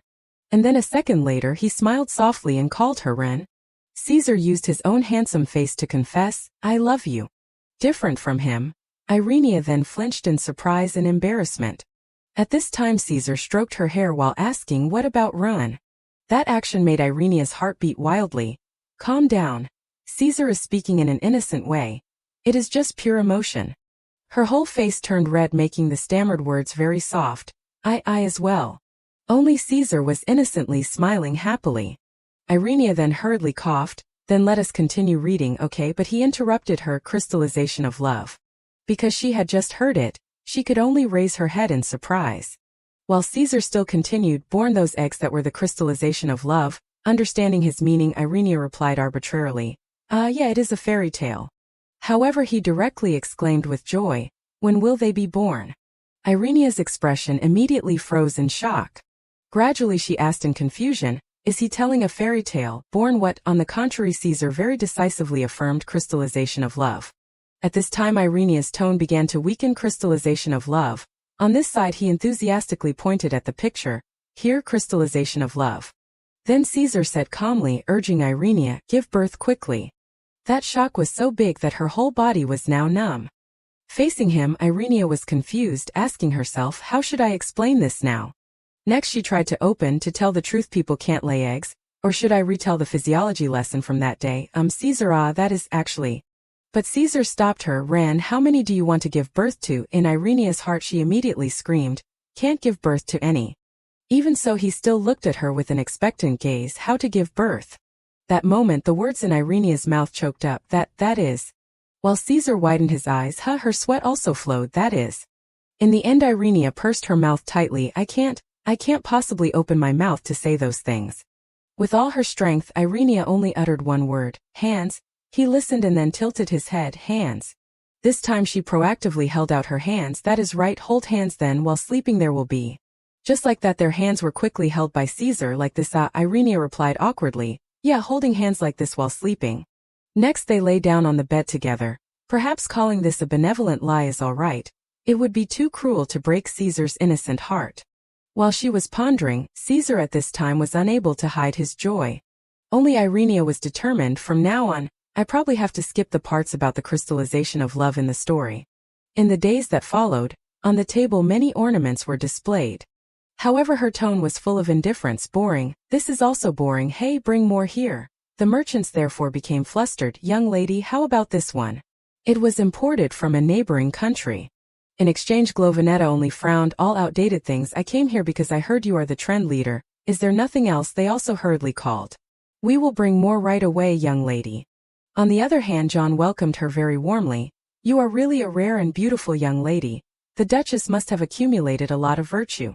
In addition, he also praised, not only is the eldest young lady demure and beautiful, but even the younger young lady was chosen to be the princess. Celestina, after listening, then put the cup down forcefully. Of course, the virtue and reputation of the eldest young lady is unmatched. As if understanding something, John cleverly corrected himself. I heard that from the very first time she made her social debut last year, the young lady attracted countless gazes. She is truly the successor young lady of the prestigious Flores family. Facing him, Celestina waved her fan lightly. That is right. This time I need a ceremonial dress that is truly worthy of her position, more than last time. At the same time she boasted, my daughter is about to be chosen as a private conversation partner of the queen, and will enter the palace before long. Caesar happily asked Ren, when will she give birth? Suddenly being asked that by him, Irenia stammered, unable to speak. Delphina on one side just silently covered her mouth with her hand. Her face turned red, accompanied by a comment, you two are too loving. I will go prepare lunch, you two take your time. Irenia shouted, wanting to explain, wait Delphina, it is not like you think. She scolded him with a dark face. Caesar, we said we will only talk about those things when we are alone. Caesar put on a blank face and then asked back, why? She said irritably, continuing, why because those things are supposed to be hidden from others. If you keep asking like that then it won't do. He nodded slightly in agreement. Is that so? While in her heart she was thinking secretly, I can't keep lying to him like this forever. That is right. Ever since that day Caesar kept mentioning the crystallization of love. Irenia sweated non-stop. I thought if I avoided it a few times he would forget, but I did not expect him to be so persistent. If by chance anyone in the palace hears those words and misunderstands, there will definitely be big trouble. I have to think of a way. Unexpectedly at this time Caesar suddenly spoke. Ren. His face showed a pitiful look. Should I hold hands more often? After hearing those words, her face turned bright red. Irenia nodded slowly. But now you can't. Caesar, after listening, then smiled like a flower. I understand, so I can only do it when no one is seeing, right? Irenia shed tears secretly. I definitely have to find a way to solve it. A discussion rang out. What? The prince is in the princess's room again. The group of court ladies were gossiping with each other. Going around the front door a few times and then leaving is already better. Now he just stays inside all the time. At first I thought there was a murder or something. Who knew? On the contrary, sticking together, whispering and laughing all day long. I heard a few days ago someone saw the two of them lying on the same bed. Oh my god, unbelievable. How can she do that with a beast like that? Who knows, maybe at night she likes it like that. A curse followed. Keep your mouth shut. Haven't you heard why the previous court ladies were chased out? Until the queen asks. We did not see it, did not hear it, also do not know anything. One person stepped forward, hiding in a corner. She gritted her teeth with an undisguised look of anger.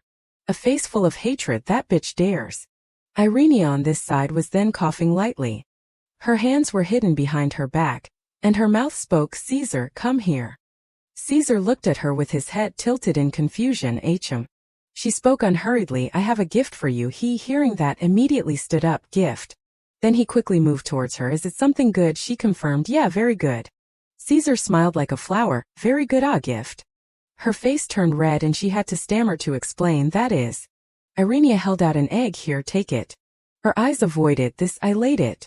Caesar widened his eyes, looking at the egg. He happily exclaimed a sentence. Crystallization of love. She forced a smile in agreement. Right, that is right, crystallization of love. However, in her heart she was a little confused. Is he suspicious? Even so, Caesar only smiled happily. He was so happy that his tail wiggled. When did you lay it? This morning. Actually, it was thanks to Delphina finding it. Delphina looked at her in confusion. A bird egg. What do you plan to use it for? Seeing that she was silent, he then worriedly, Ren, are you okay? Are you tired? Irenia hurriedly reassured him. It is okay, it is a small matter anyway. Delphina was the one who worked hard to find it. Caesar's attitude at the moment was like a puppy. Ren is really amazing. Irenia silently sweated coldly. I have to go meet the priest to pray. Caesar looked at the egg innocently. Will a duckling hatch? She was speechless, trying to find a way to explain that then I only told her to find a random egg, but looking at it like this, it is clearly a chicken egg. How can a duck hatch? Irenia secretly calculated, when it goes bad then I will probably have to secretly throw it away. Caesar apologized. Alright, after you are done looking then let us continue reading the book, okay? Caesar held the egg up. No, I have to incubate the egg first. Irenia hurriedly stopped him. Wait Caesar, if you squeeze too hard then it will break. He put it in his chest. I will be careful, I will incubate it in the nest. Her expression continued to turn pale. Irenia worried secretly. Nest, why does it feel like this matter is getting bigger and bigger? Looking at Caesar, who was sitting on the ground helplessly, she said, Caesar, are you really planning to sleep there? Caesar said, I have to incubate the egg. Irenia was speechless, thinking secretly, perhaps I have done a foolish thing after all. Irenia sighed. Alright, but if you get tired in the middle then you have to come to bed and lie down, okay? The moon at this time was already high in the sky. Caesar was still sitting still on the ground. He muttered alone, I have to incubate it gently. The egg in his hand shone. This is the crystallization of our love. I will protect Ren. The sunlight shone everywhere when the new day came. Irenia stretched lazily, waking up. She looked towards the side and then spoke curiously, Caesar is not here. He probably went back to his room to sleep today, right? When she turned to the right side she was startled. Irenia was confused. Wait, do not tell me that. And then she just blurted out a call, Caesar. Then she rushed quickly towards him. Oh my God, Caesar. Do not tell me that from last night until now you still have not slept. Caesar called her gently, Run. He held the egg out towards her. Look at this. She looked at it blankly before asking back. Could it be that I am mistaken? Just now it seemed like the egg moved. Cracks began to appear on the eggshell. Irenia could not believe her eyes. How can this be like this? Caesar gave a gentle smile. The eggshell just broke like that. Inside of it a stream of light was emitted. The light radiated powerfully. Irenia hurriedly covered her eyes. Caesar, this is very strange. Light is coming from inside the egg. This made her stunned, to the point of having to stare intently at the egg. A chick was just born like that. Irenia widened her eyes. Caesar smiled brightly. She was confused, unable to say anything for a moment. Then she could only look at the chicken in confusion. What to do now? What should I do now? I did not think a chick would really hatch. And what was that light just now? Caesar spoke excitedly. Ren. He smiled gently. The crystallization of love. Irenia had to agree. Yeah, crystallization of love, Wood was still burning in the fireplace under the flickering light. The chick was placed on the pillow carefully. Irenia looked at it kindly. It is too cute. Her fingers gently stroked its head. But what to do with this little guy now? In any course or book, no one teaches how to take care of a chick. She turned to him and then suggested, or does Caesar know, if he can incubate the egg without any knowledge? Caesar, do you know how to raise a chick? He explained calmly, put it down in water to bathe. Irenia hurriedly stopped him. No, water is not allowed. She thought secretly, I am really an idiot for trusting Caesar. What should I do now? A voice spoke. Good heavens. Delphina looked at the two of them with a pale face. What is this? She blurted out, don't tell me that thing from yesterday. Irenia gestured for silence at her. Delphina. Caesar confidently declared, this is the crystallization of love. Delphina looked awkward, hesitatingly agreeing with this shocking statement. Is that so? It is really the crystallization of love then? Irenia screamed in her heart. Delphina.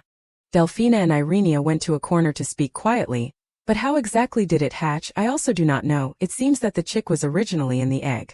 She looked at Irenia in disbelief. Impossible. I thought that thing was for eating or spreading, so I chose the freshest one that had just been laid to bring to you.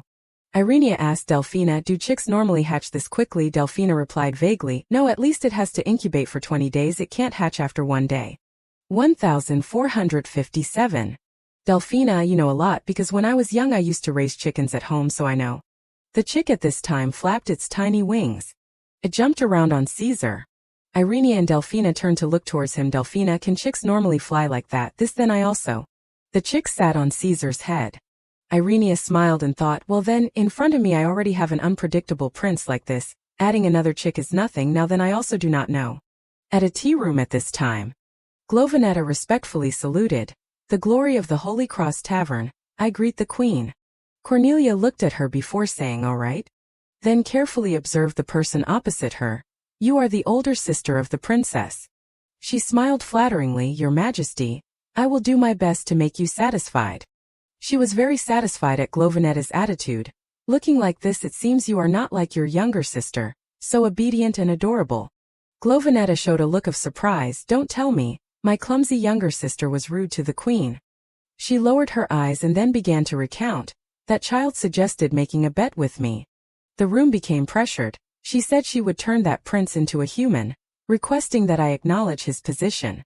Glovinetta, hearing that, then knelt down. Oh my, how dare she be so rude before your majesty.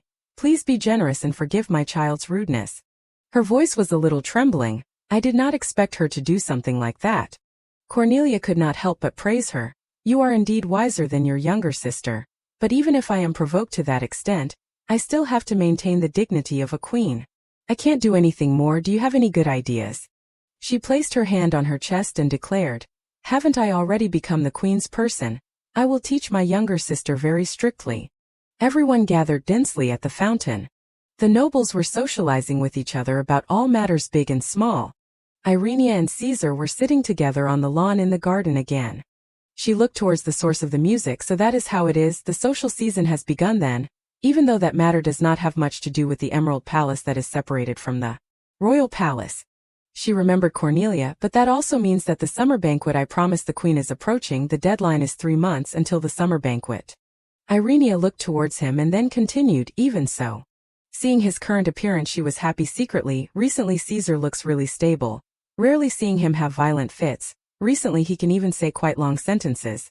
If this continues, then bringing Caesar out to the banquet, maybe it won't just be a dream. Caesar smiled brightly and held a worm towards her. Ran this. She happily received it. Of course there is still a long road ahead, thank you. Then she gently fed the worm to the chick. Here this up. Caesar placed the chick on his hand. Abraxas, its name is Abraxas. Irenia at this time then continued to say, thanks to the name Caesar gave, Ab is really smart. He asked in confusion. Smart. She listed its advantages. It goes to the bathroom in the right place, only follows the two of us, and when there are other people it obediently hides too. The two stared intently at it. Sometimes it even seems to understand human language. Well, it probably does not go that far. Delphina suddenly came over with a call. Princess. Irenia, seeing her expression, then asked in confusion, Delphina, what is wrong? Delphina, while taking a breath, said, a guest has come to visit you at the Emerald Palace. You have a guest. She mumbled in confusion. Alone? Who would be able to find me? At this time there were 2 figures that were approaching her. Irenia's face immediately changed. Don't tell me. What entered her eyes was Glovinetta's face. Giovinetta. She waved her hand to greet Irenia with a friendly smile. Some unhappy memories appeared in Irenia's head. When I first entered the florist's house, in the midst of everyone looking down on me, the only person who showed concern. Glovinetta with a wrinkled face stepped forward to cause trouble. You are my younger sister. Ah. It is her. Giovinetta. Irenia at that time looked at her in fear. Her hands awkwardly interlocked. Glovinetta commented with contempt, so dirty. While Irenia on the opposite side just said softly, young lady. She suddenly gave Glovinetta a compliment, so beautiful, like a princess. Hearing this, Glovinetta could not help but feel surprised. What? She giggled. Not bad like this at first. After that, Giovinetta still treated me well and cared about me. Hey, this is for you. I won't use it anymore. Irenia held the food in her hand. It is really delicious. It is the first time I am eating something like this. Glovinetta smiled brightly. You idiot, is that all it takes to make you happy? Even if it was just a moment of impulse or her amusement, the good emotions I felt at that time were still real, but those good days did not last long. When I had the same tutor, and gradually adapted to the family, Giovinetta's attitude suddenly turned cold. Because I did not know the reason, I also could not do anything. Our relationship was always one-sided, and that concern was something that Giovinetta bestowed arbitrarily. But because in that family I had no one standing on my side, I still hoped to make her change her mind. Welcome to Gboard's clipboard. Any text that you copy will be saved here. Irenia ran quickly in front of her. Giovinetta, look at this. Glovinetta at this time turned her head to look, only to see Irenia wearing a gorgeous dress. She said happily, now this dress fits me, so I wanted to show it to you. Unexpectedly, Glovinetta's expression looked extremely scary. Why are you wearing that dress? She explained in fear, that is because you gave it to me. However, the next second she went to tear the dress. Take it off immediately, it is not yours. I never knew what exactly I touched that made Giovinetta angry. The 2 people suddenly turned into enemies of each other. Returning to the present, even though she had been overturned by her all her life. But after entering the royal palace, I had almost forgotten, without any warning, what is the matter. Glovinetta put her hand on her lips. Oh my, what are you saying, Irenia? We are very concerned about this younger sister. There has not been any news since you entered the royal palace, so it is only natural that we are worried. She smiled, looking down on her. You still have not changed at all. Coming to the royal palace and still being like this, she thought secretly, it is also right at this time. Glovinetta said haughtily, continuing, how long are you planning to keep guests standing outside like this? She frowned uncomfortably, looking towards Caesar. Hey, you there. Then ordered, help your master into the reception room. Irenia turned to look at him. Could it be that she mistook Caesar for a servant? Caesar pointed at his face. She confirmed, that is right, I am talking about you. What kind of serving are you teaching? Irenia stood up. Please be polite, Giovinetta, she asked back in confusion. What? Irenia said sharply, repeating, I said be polite. Daring to see the royal family as servants, are you planning to tarnish the Flores family? Glovinetta changed her expression when she heard those words. The royal family, do not tell me the first prince. Seeing that, Irenia then continued to warn her. And you also have to use honorifics with me, young lady Giovinetta. Glovinetta shouted angrily, what? Irenia turned back to look at Caesar. If it was just me being looked down on, I would have ignored it like before, but now it is not limited to just me anymore. In the royal palace, my authority is the authority of the first prince Caesar. The attitude towards me is the attitude towards Caesar. She decided secretly, therefore raise your head, stand up straight. Irenia's attitude was extremely firm. No matter what, I am Caesar's princess. What are you doing? Don't tell me you are planning to cause a rebellion in the palace. Glovinetta, after being reprimanded like that, shouted angrily, you really are. At this time suddenly 2 soldiers came over. Glovinetta, seeing that, then gritted her teeth. After that she obediently knelt down to salute Irenia and Caesar. The glory of the Holy Cross Tavern, this servant greets the 2 highnesses. Witnessing this, in Irenia's heart she thought secretly, even if it is Giovinetta, but in a public place like this, she probably would not dare to act recklessly. The glory of the Holy Cross Tavern, from now on please be more polite. Then she turned and left. Well then let us go inside and talk. She widened her eyes, looking at him. Caesar, what is wrong? Caesar spoke. Ren. He continued to hold out his hand. What should I do with this? Oh my, she sweated coldly secretly. Caesar, you idiot. Irenia spoke scoldingly. Not now, quickly put it down. Caesar, why did you go in that direction? Caesar said to Glovinetta, hear this. Glovinetta, outwardly respectful but inwardly malicious. Looking at him I thought he was a beggar. Coming closer he does not look too bad. Oh my, the first prince. She received the worm. What is this? Glovinetta stared blankly at the worm. She shouted in fear. An exclamatory word rang out, it is too dirty, and Caesar happily ran towards her. Ran, I threw it away. Delphina looked at the 2 of them in confusion. Meanwhile Irenia could not help but burst out laughing. Glovinetta said angrily with a dark face, hey, what exactly is all this? She just left angrily like that. Time continued to pass until the evening. Irenia asked in confusion, Caesar also has guests coming in the middle of the night. Who is it? Delphina explained, it is His Highness Caesar's imperial physician, Grand Master Richard. Due to having a connection from the time of the former king, he became a royal mage. He occasionally comes to see His Highness privately. Irenia, hearing this, then continued, if he has been around since the time of the former king, then is not he very old? Delphina replied. Actually, I do not know Grand Master Richard very well. Mages are just like that, rarely showing their faces. In her heart at this time she was thinking secretly, if he is an imperial physician, then he must want to examine Caesar, so he requested a private audience. Delphina, go see if the guest is lacking anything. Delphina received the order and replied concisely, yes, your highness. Irenia lay still on the bed. Remembering this morning, in the end Giovinetta left, but she became the queen's court lady, so that means she will stay in the royal palace all the time. In her head a light flashed. The chick kept pulling on her skirt. It is already difficult to monitor the movements of the queen. Now there is Giovinetta too. She placed it on her hand. Is it comforting me? Thank you. Irenia suddenly turned dark in fright. She looked at everything around her. What is this? Next she turned her eyes to look at the surface of the water, the scenery by the lake. Do not tell me. It is the place in the nightmare that day, but I am not asleep. Why can I see this scene? Irenia hugged her head tightly. That lake. Her complexion turned pale. I have to go to that lake. The room suddenly became silent. A person in black robes was standing waiting for someone.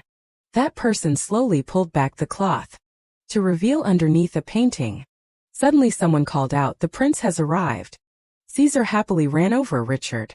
Richard slowly took off his hood. "Your Highness, it has been a long time since we met." The two looked at each other in silence for a moment. Richard continued to speak, asking, "Have you been well these past few times?" Caesar gently acknowledged, He at this time suddenly froze. It is surprising how His Highness has become like this. Since when? The curse has stabilized, although it has not been completely resolved, but the curse has lightened quite a bit. The situation is definitely much better than the last time I met. He asked, "In the time that I was away, what happened?" Night fell, the moon hung high. Irenia hurried forward. She bit her teeth, her face shone with fear. The chick beside her called worriedly. Looking at the door in front of her, the way to avoid the eyes of the guards, the path for the servants, all of it is exactly the same as the illusion showed me. She thought secretly. When seeing it in the dream it was blurry. The pain was so severe that I could not remember anything. But this time it is different. The closer I get, the clearer the scene is. Irenia at this time had suddenly realized something. Just a little more, and I can find the clue. About the deaths of the princess candidates. She widened her eyes, muttering in horror, "Someone, don't tell me. Is the culprit?" A girl at that time had shouted, "Someone is there." She pushed the man on top of her away. "I do not know anything, hey." Then she fled in panic to protect her own life. This scene made Irenia turn pale. What is this? Don't tell me it is just as I thought, in the royal palace, and in such a remote place. Who would dare to? That man suddenly spoke. "Who is this?" She mumbled in confusion. "This person is..." Matthias smoothed his hair and then spoke with a contemptuous attitude. "Isn't she my sister-in-law?" Irenia retreated cautiously backwards.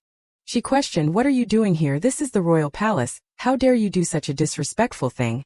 He said calmly, "Disrespectful? You are exaggerating. The spring breeze is blowing. It is only natural that men and women are attracted to each other." Irenia turned pale while Matthias laughed. "My sister-in-law is really rigid, but speaking of which..." He asked back, "So what is sister-in-law doing in such a deserted place at this hour?" She sweated coldly. "I can't say that I am chasing an illusion that only I can see, yet I happen to meet this guy here, that is." He stared intently at her and then continued to comment, "It is really strange. Not a single guard is accompanying her, and yet she is dressed like that." A thought flashed through his mind. Could it be? Then he blurted out a conclusion, dripping with disdain, "Planning to off herself." Irenia froze, asking, "What?" Matthias smirked. "I thought you were different from those ordinary young ladies from before."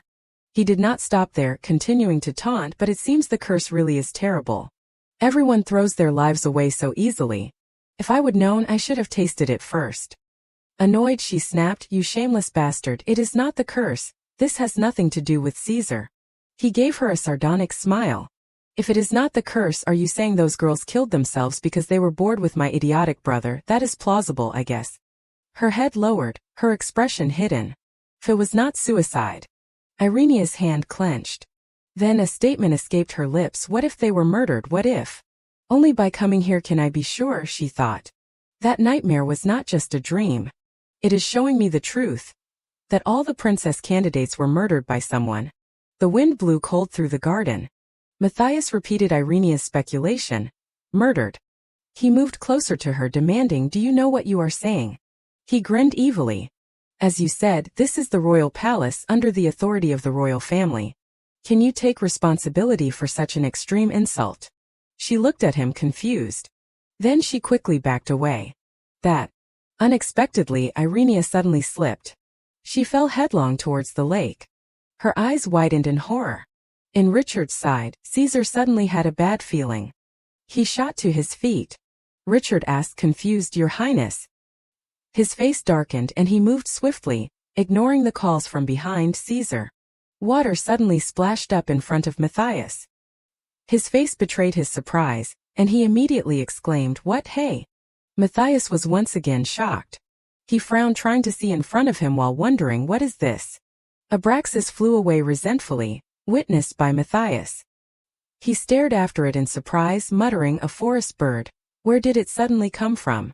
Only then did Matthias remember why he came here, and he hurriedly turned around. "Damn it, Irenia, that girl."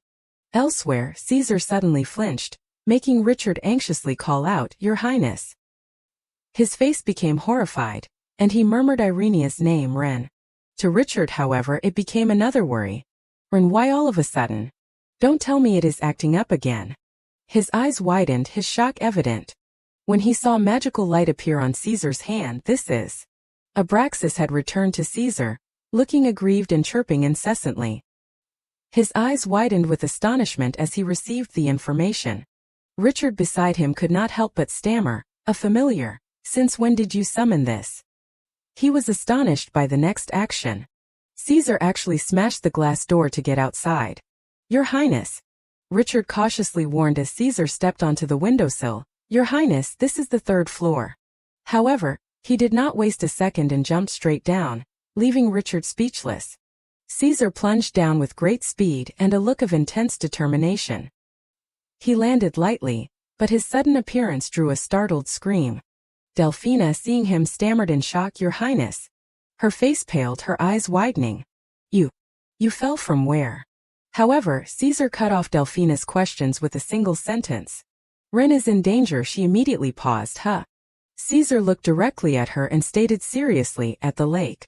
Ren. Irenia, meanwhile, was sinking deeper into the water. Her thoughts were hazy. Cold. It is so cold. Irenia could not help but let her mind wander. Even though I have encountered this death countless times in my nightmares, the pain this time is still terrible. I struggled to live, but in the end I am going to die like this just because of such a trivial accident. And then, Irenia suddenly remembered her birth mother, Annalisa. Am I about to be with her? Childhood memories flooded back, when Irenia was still with her. Annalisa had never hugged her, never offered her hand to hold, nor had she ever allowed her to call her mother. But when someone threw stones in the street, she always stood in front of her. Even when she was so sick she coughed up blood, she still prepared meals for her first. Until before she entered the royal palace, she was the only person who had ever cared about her in this life. Perhaps her passing was a good thing for me. If there is only one thing that is still weighing on my mind. She remembered Caesar's warm smile and thought, "Caesar, if only I could see you one last time." Annalisa's teachings seemed to echo in the darkness. Survive. The survivor is the strong one. Then before Irenia was Caesar's worried face. Ren. He placed his lips on hers, intending to wake her up. Ren, wake up. The action had an almost immediate effect. Irenia's eyes widened, and a heavy breath escaped her lips. Caesar immediately released Irenia, who coughed violently after her ordeal. Then he kissed her lips again, his voice soft and reassuring. "Ren, stay awake." Only then did she become somewhat more conscious, looking at the person in front of her and murmuring, "Tsar." Irenia's voice made Caesar feel somewhat relieved. Thank goodness. He continued to hold her in his arms, cooing, "It is okay, Ren. It is all right." Unexpectedly, Elvira's cold voice rang out again, "What is this?" She and several guards suddenly appeared before them. What in the world is going on here? Delphina also caught up, anxiously draping a piece of cloth over Caesar. "Your Highness." Matthias was also standing by, arms crossed, observing the scene. Elvira frowned, her voice half questioning, half irritated as she demanded, "I heard from the maid that the crown princess had an accident, so I rushed over. But what is this?" She continued to glance to one side. Besides, Elvira's gaze stopped on Matthias. "Second Prince, why are you here?" The atmosphere around Caesar changed immediately. He growled, accusing him, "Did you make Ren fall into the water?" However, that hostile attitude did not frighten Matthias. He replied without haste, "What? That is a painful accusation. I was just saving the crown princess from falling into the lake. Isn't that right, crown princess?" Irenia herself was calculating how to respond. Not only that, but it would be too disadvantageous to explain everything now. "I was careless. I slipped while taking a walk." Elvira paused thoughtfully before replying, "Is that so? If that is the case, then that is fortunate."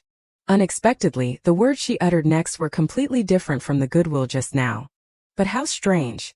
Irenia's face betrayed her horror. Her eyes even widened. Mercedes' familiar voice rang out, interrupting this story. "I heard a commotion outside, so I came to see what was happening. I did not expect it to be this." Immediately, a flurry of thoughts raced through Irenia's mind. I remember now. The moment I fell into the lake, Caesar called out my name anxiously when he saw me gasping for breath. Ren stjerne.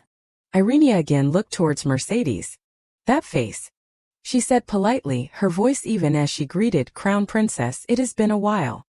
Her expression was one of fear as she realized something. Asterisk the one who killed the princess candidates. Asterisk. Mercedes' face was what had repeatedly appeared in her dreams. Mercedes, she said without haste, I have been observing from the start.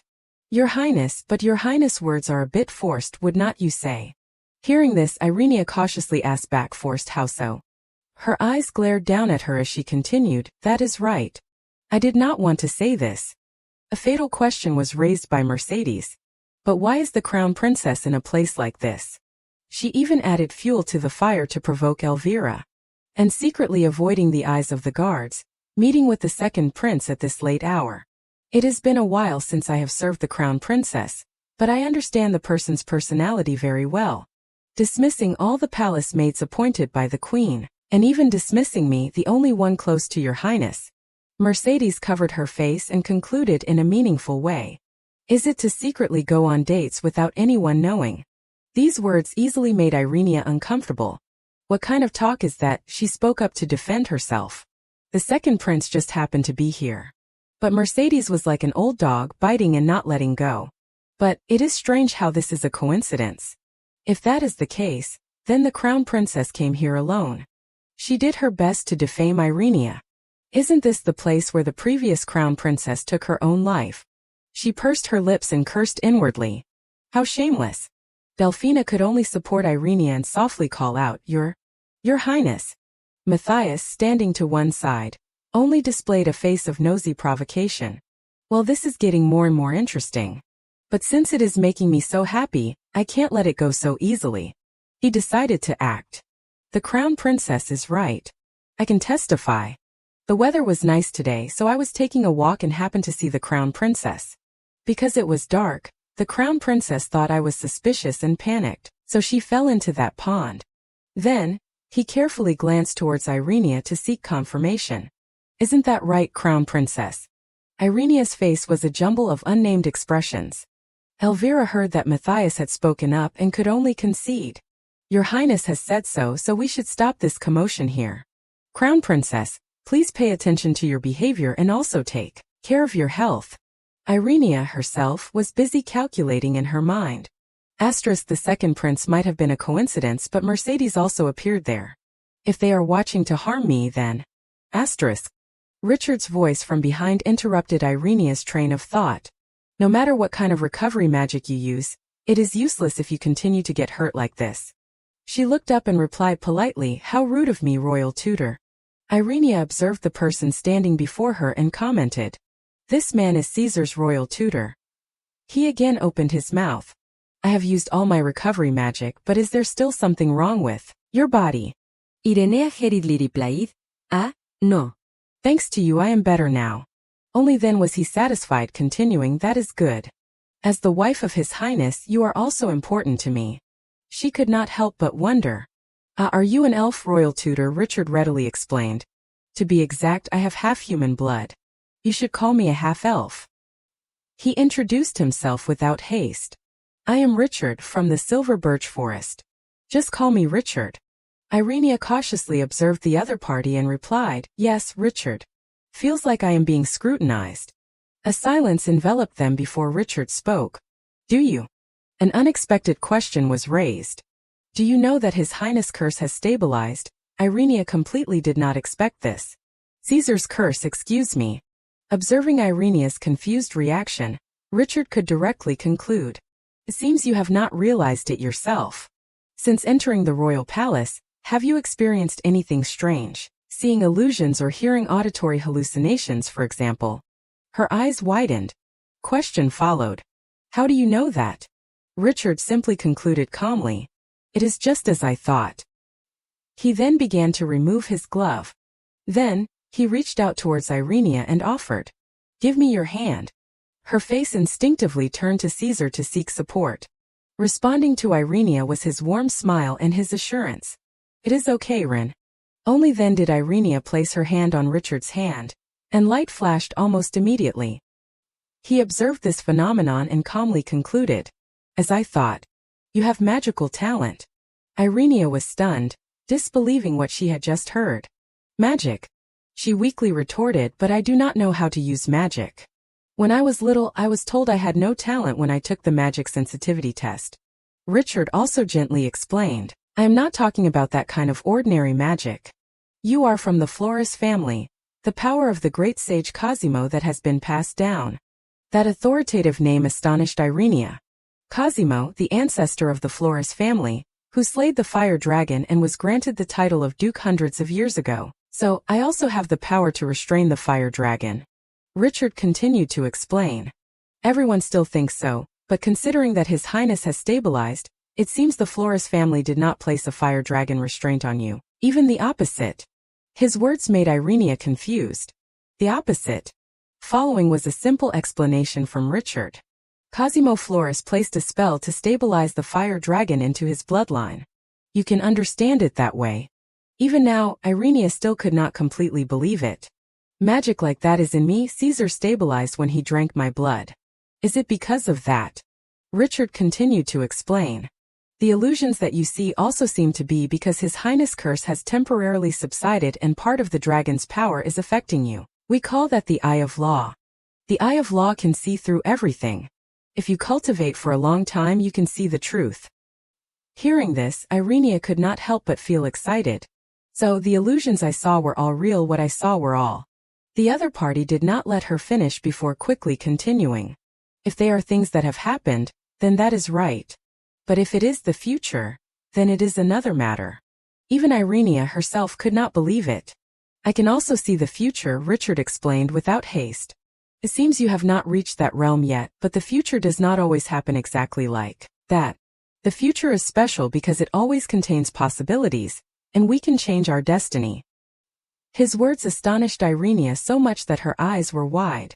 However, because it goes against cause and effect, there will always be a price to pay. Irenia rubbed her hands together nervously and whispered to herself in her head.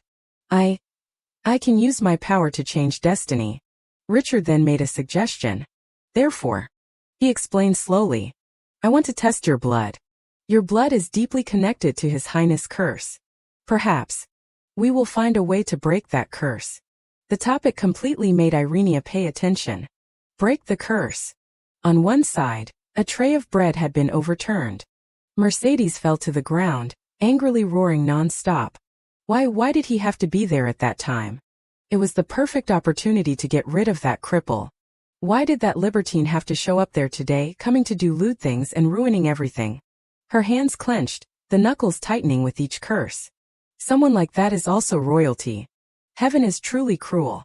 It clearly bestowed upon us a wonderful prince like my son. Mercedes' eyes shone with hatred towards Irenia. Caesar. My son is completely normal. He has just been bewitched by that evil woman. As long as that girl disappears, then our His Highness will also shine. I have to do it. I definitely have to do it. Only I am by His Highness' side. Only her sobs echoed in the gloomy room at this moment. Another morning slowly arrived. Irenia was lying on the bed. Caesar was sitting right beside her. In her head at this moment were dozens of different thoughts. Looking back, it was strange that Mercedes was there at that time. She probably did not just show up because something happened, but was watching me from before. Secretly observing, waiting for a chance to harm me.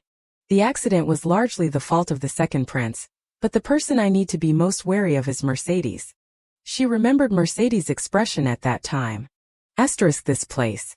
Is not this where the previous crown princess threw herself? She commented silently. To be able to lie so nonchalantly about the person she killed, I have to do something about Mercedes. Caesar's voice rang out, pulling Irenia out of her thoughts. Run, are you angry? She turned to him and made a sound. His fingers touched the middle of her forehead. Caesar's voice was gentle. Run here. Are you angry? Only then did Irenia realize. Oh my God, Caesar's also unstable because of me. She explained softly, Caesar, I am not angry. Caesar spoke softly, still feeling worried for her. Really, so, are you okay? Irenia affirmed again. Yes, I am okay. Then gently touching him, come here, Caesar. Irenia buried her head into Caesar's body, wondering involuntarily. Since when did I get used to this warmth being close like this? All the bad thoughts disappear. Is Caesar the same way? Is he feeling the same way as me? I want to know. She remembered Richard's firm affirmation. Perhaps we will find a way to resolve His Highness' curse. One of Irenia's hands reached up and touched Caesar's face. I have decided to cooperate with Richard. Who knows, we might actually be able to break the curse. She looked at him and could not help but murmur aloud, you are already so handsome now. How much more handsome will you have to be at that time? Irenia's expression became surprised when Caesar grabbed her hand. His face at this moment was shrouded in a filter, making her maiden heart pound. Handsome. Irenia's cheeks gradually flushed red. Now that you mention it. Only at this time did she remember the scene that had happened when the two of them were at that pond that day. Those lips.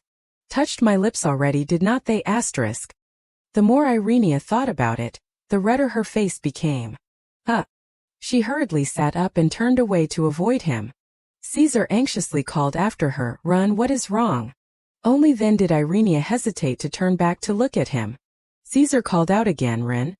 She touched his face and immediately turned away. This action made Caesar even more confused.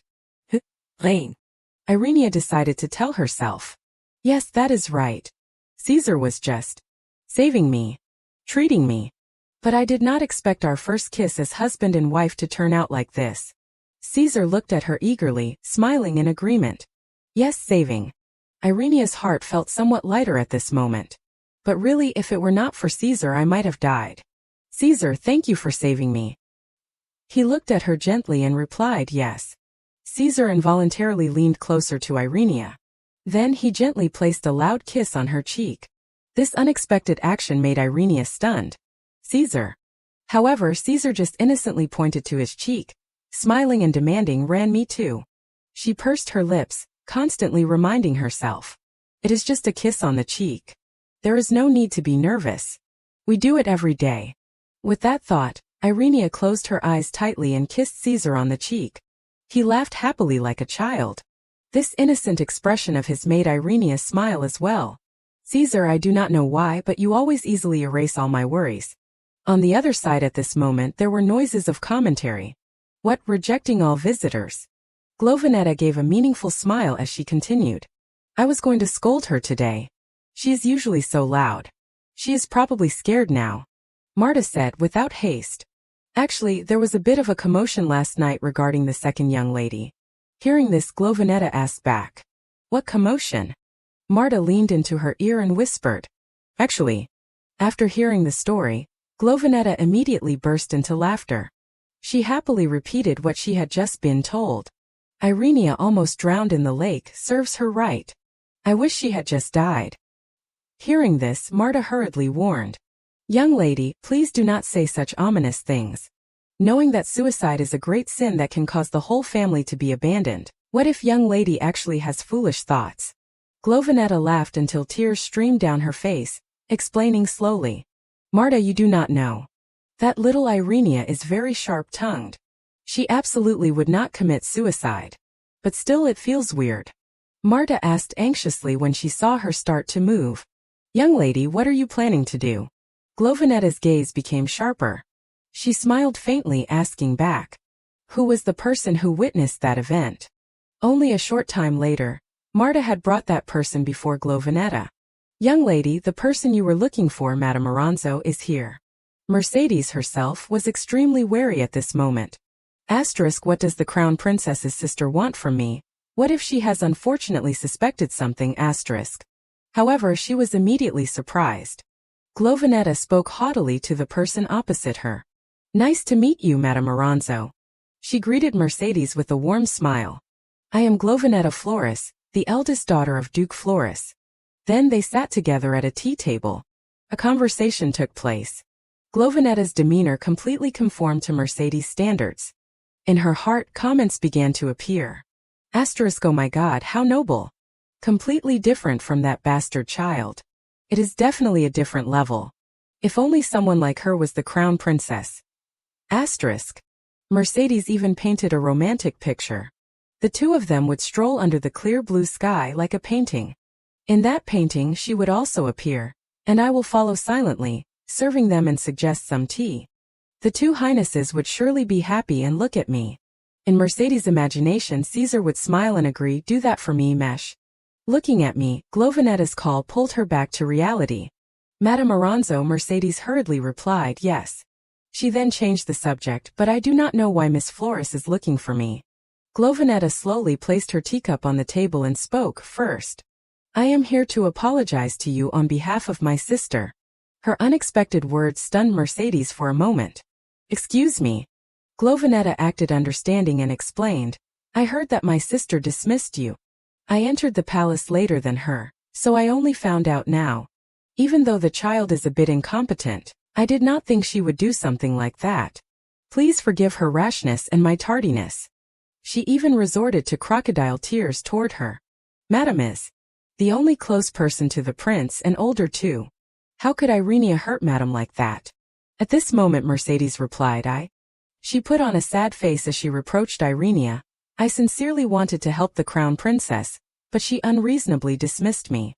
One of Glovinetta's hands gently placed on her shoulder. She hugged Mercedes in an understanding way. This unexpected action made her cry out, Miss, but Glovinetta cut her off with an exclamation. Madam has suffered so much. Please tell me everything. I will listen to everything. Mercedes burst into tears like that. This attitude made Glovinetta happy to comment, it seems the resentment is deeper than I thought. At the very end, she still maintained her politeness as she replied, Thank you for telling me everything. Mercedes, her face somewhat relieved, replied, It is nothing. I am the one who is ashamed for showing such a figure. Hearing that, Glovinetta smiled and replied, No, Irenia's mistake is also the fault of our family. On the contrary, I am the one who should apologize. Now that I am in the royal palace, just tell me any time if you have any difficulties. Then, she gave an offer, if I can help I will help in any way. Hearing this, Mercedes ventured to propose, then could Miss possibly. Can you attach someone to monitor the crown princess? Glovinetta's face stiffened for a moment. Monitor. Mercedes hurriedly explained, It is not that I mean anything else. I am just worried about the prince who is recuperating, along with the crown princess. However, Glovinetta smiled enthusiastically and praised her proposal. Madame Aranzo, how can you be so insightful? Leave that matter to me. If that child if the crown princess has any suspicious movements, I will report it immediately. I did not expect everything to go so smoothly. The two of them talked with each other. Glovinetta whispered evil ideas to Mercedes. They even sought out the guards and bribed these soldiers with money. Irenia sat up in alarm as those fragmented scenes appeared in her head. Glovinetta and Mercedes, colluding with each other.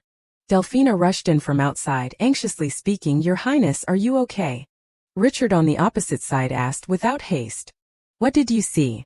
Irenia just explained gently, I saw the people who want to kill me. She could not help but shiver as she thought, and they probably have a plan. At this moment Caesar reached out to her again. He gently pulled Irenia closer. His forehead touched her forehead as he asked softly, Ren, does it hurt? Irenia smiled and replied, No, Caesar, not now. They quickly sat down at the table to begin planning. Now then. Richard said, without haste, then would not you just need to use your abilities and expose the culprits? You humans also know about magic. Irenia continued his words cautiously, I can't easily say that I have such abilities. I can't prove it clearly, and if I am seen as practicing unverified religious prophecy, I could be considered a witch. Hearing this, he could not help but feel helpless to the point of holding his forehead. Humans, they always have to call something they do not understand wrong, only then can they feel at ease. A question was raised, then what should we do? Irenia asked back, puzzled. What should we do? Richard continued to explain, that is right, because you saw it with the eye of law. His words made Irenia feel so surprised that she widened her eyes. If we just leave it alone, that thing will surely happen. The person who reacted at this moment was Delphina. She exclaimed loudly with an urgent face, There will be a way. Irenia turned to look at her and called out, Delphina. Delphina, her face tense, spoke softly. The ability to see the truth, I had a hard time believing it at first too. She continued to add, that day when you saved me you also used that power, did not you? That day I kept my life thanks to your highness. Her attitude of gratitude moved Irenia. Delphina. She completely trusts Irenia, so His Highness will be able to overcome it. The next person to speak was Richard. I have already said it, but, he said, without haste fate can be changed. It is just that you have to be delicate and meticulous in order to overcome cause and effect. Hearing this, Irenia slowly replied, let me think for a bit. At night, only she stood looking outside. Irenia's finger lightly traced the glass in front of her, thinking to herself, Mercedes will definitely find a way to kill me. I do not even need to see the future to know that. She has killed 4 people already, and she is full of malice towards me.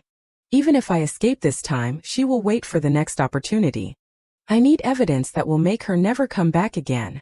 Because I did not have any evidence for what happened at the lake last time, I was cornered instead. Evidence that pierces through all defenses, something so clear that everyone has to believe it. Unexpectedly, Irenia suddenly turned her head back when she heard movement. The person who appeared was Caesar. Rein. She smiled at him and replied softly, Caesar. A moment of silence passed between the two of them. And then that question was asked. Hey Caesar, what do you think of Mercedes? Caesar could not hide the surprise on his face as he replied. Mesh is the nanny. Hearing these words made her even more contemplative. Mesh is a nickname for Mercedes. Yes, that is right. I have to. Irenia thought to herself. If there is no other way, at least I have to know what Caesar thinks about this. Mercedes raised Caesar like a birth mother. That is the truth. She continued, Caesar, listen carefully. Mercedes is a bad person. She killed people.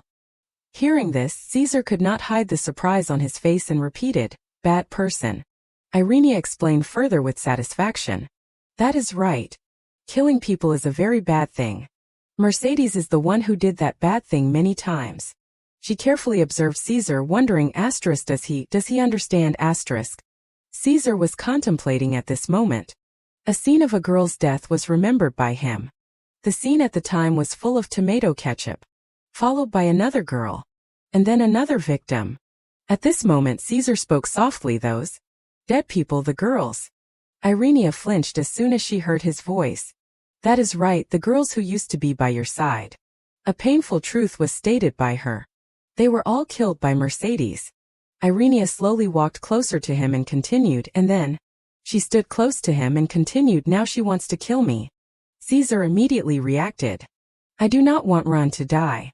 Irenia's face became more serious as she replied. Then we have to stop her. Can we do it?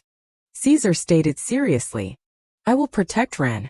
She pursed her lips, her face flushed because of his words. Irenia hugged him and replied, thank you, Caesar. Then she sought the help of others. Can you two help me? Delphina replied almost immediately.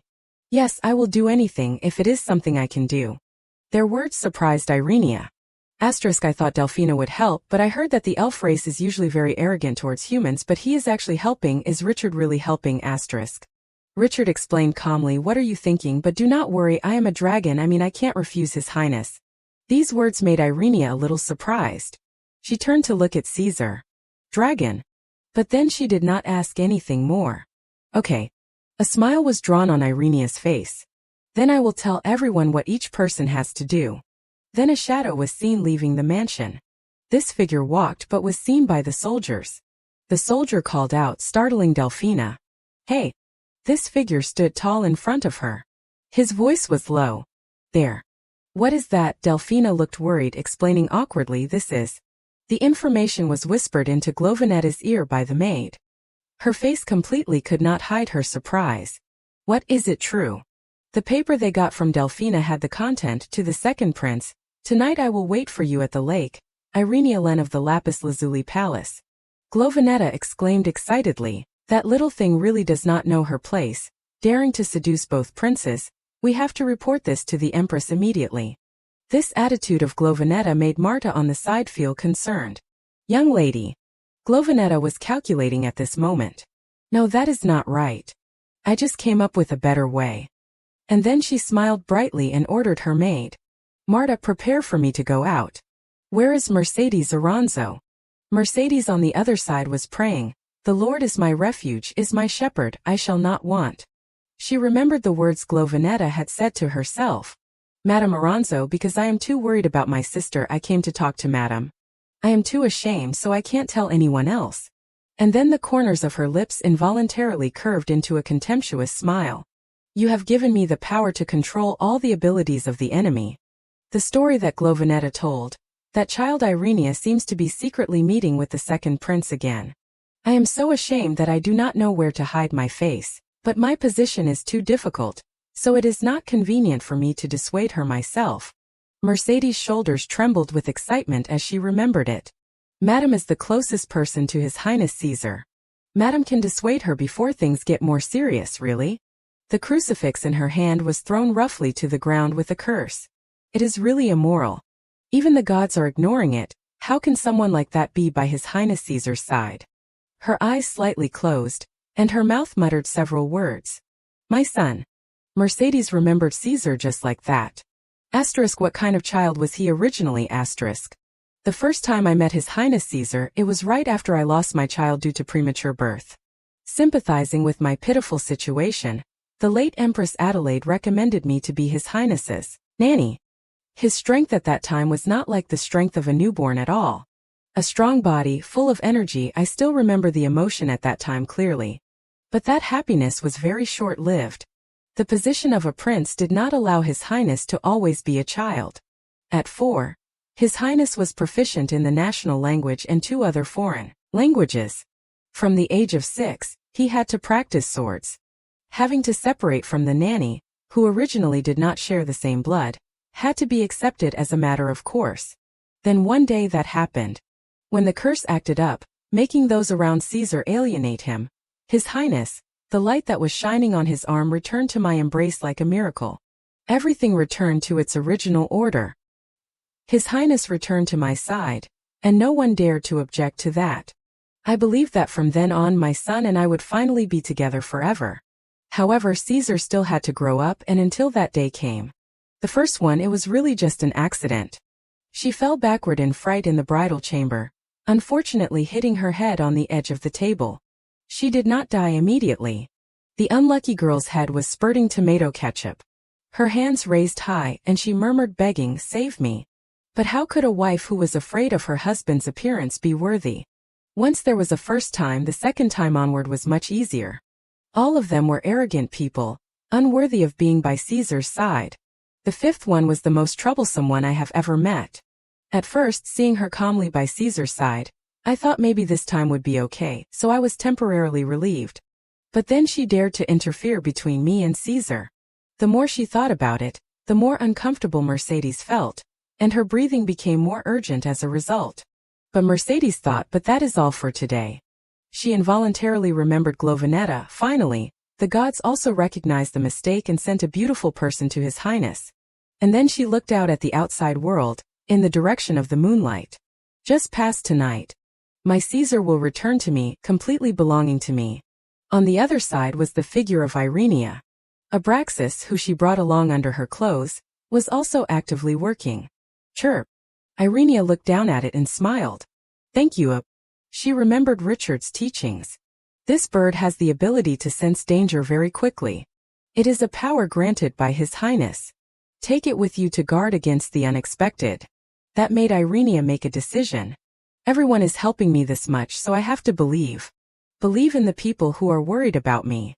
She slowly headed towards the lake in front of her. Unexpectedly, there was a sound from behind that made Irenia turn her head to look. Her face became alert, and a name was spoken. Mercedes. It was her. She did not hesitate to appear directly. How did you know? Irenia calmly explained, because I thought you would come to kill me. Hearing this, Mercedes just smiled faintly and continued.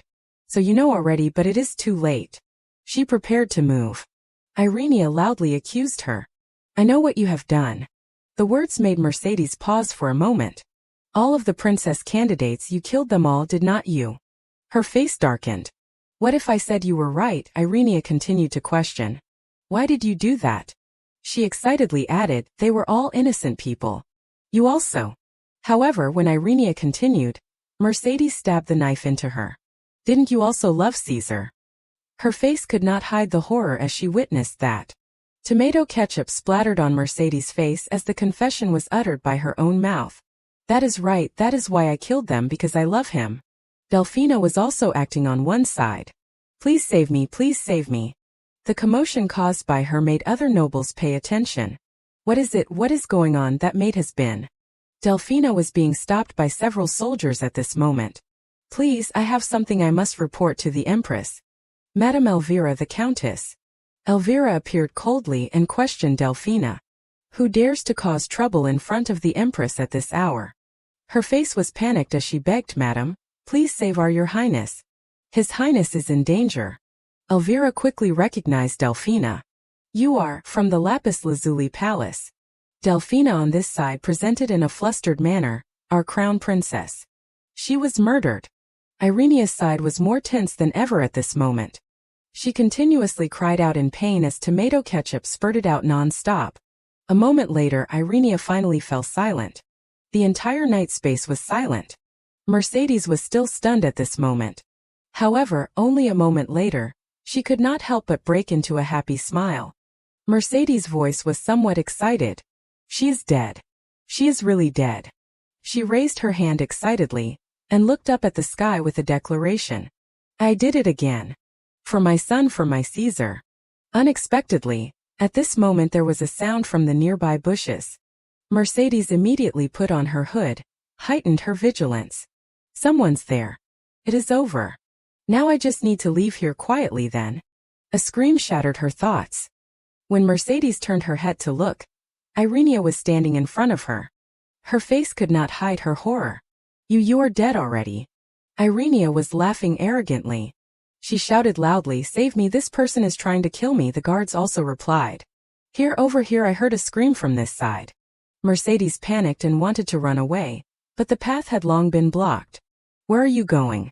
A rope created from magic tightly bound her. Richard appeared with a reminder. It is better to stand still obediently. I can't control my power. Be careful not to get hurt.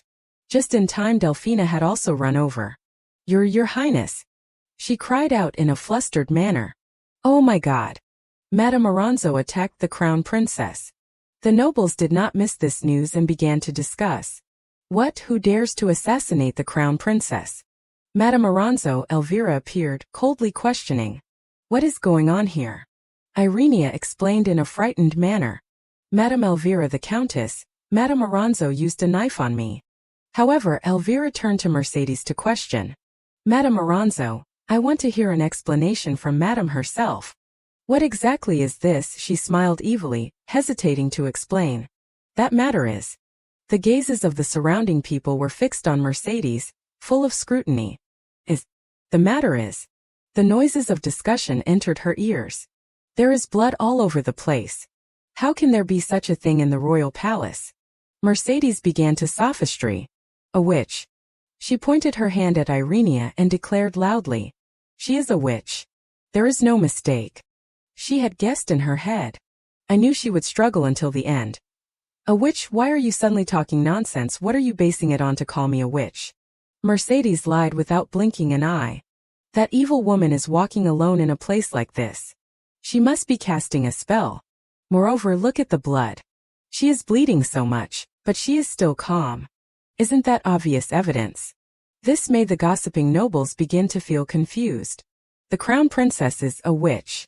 In her heart, Mercedes was secretly pleased, while Irenia thought to herself. Asterisk, that is right, it is not easy to get caught, but I would not come without any preparation. Magic, you say? Asterisk. She held out an object and questioned.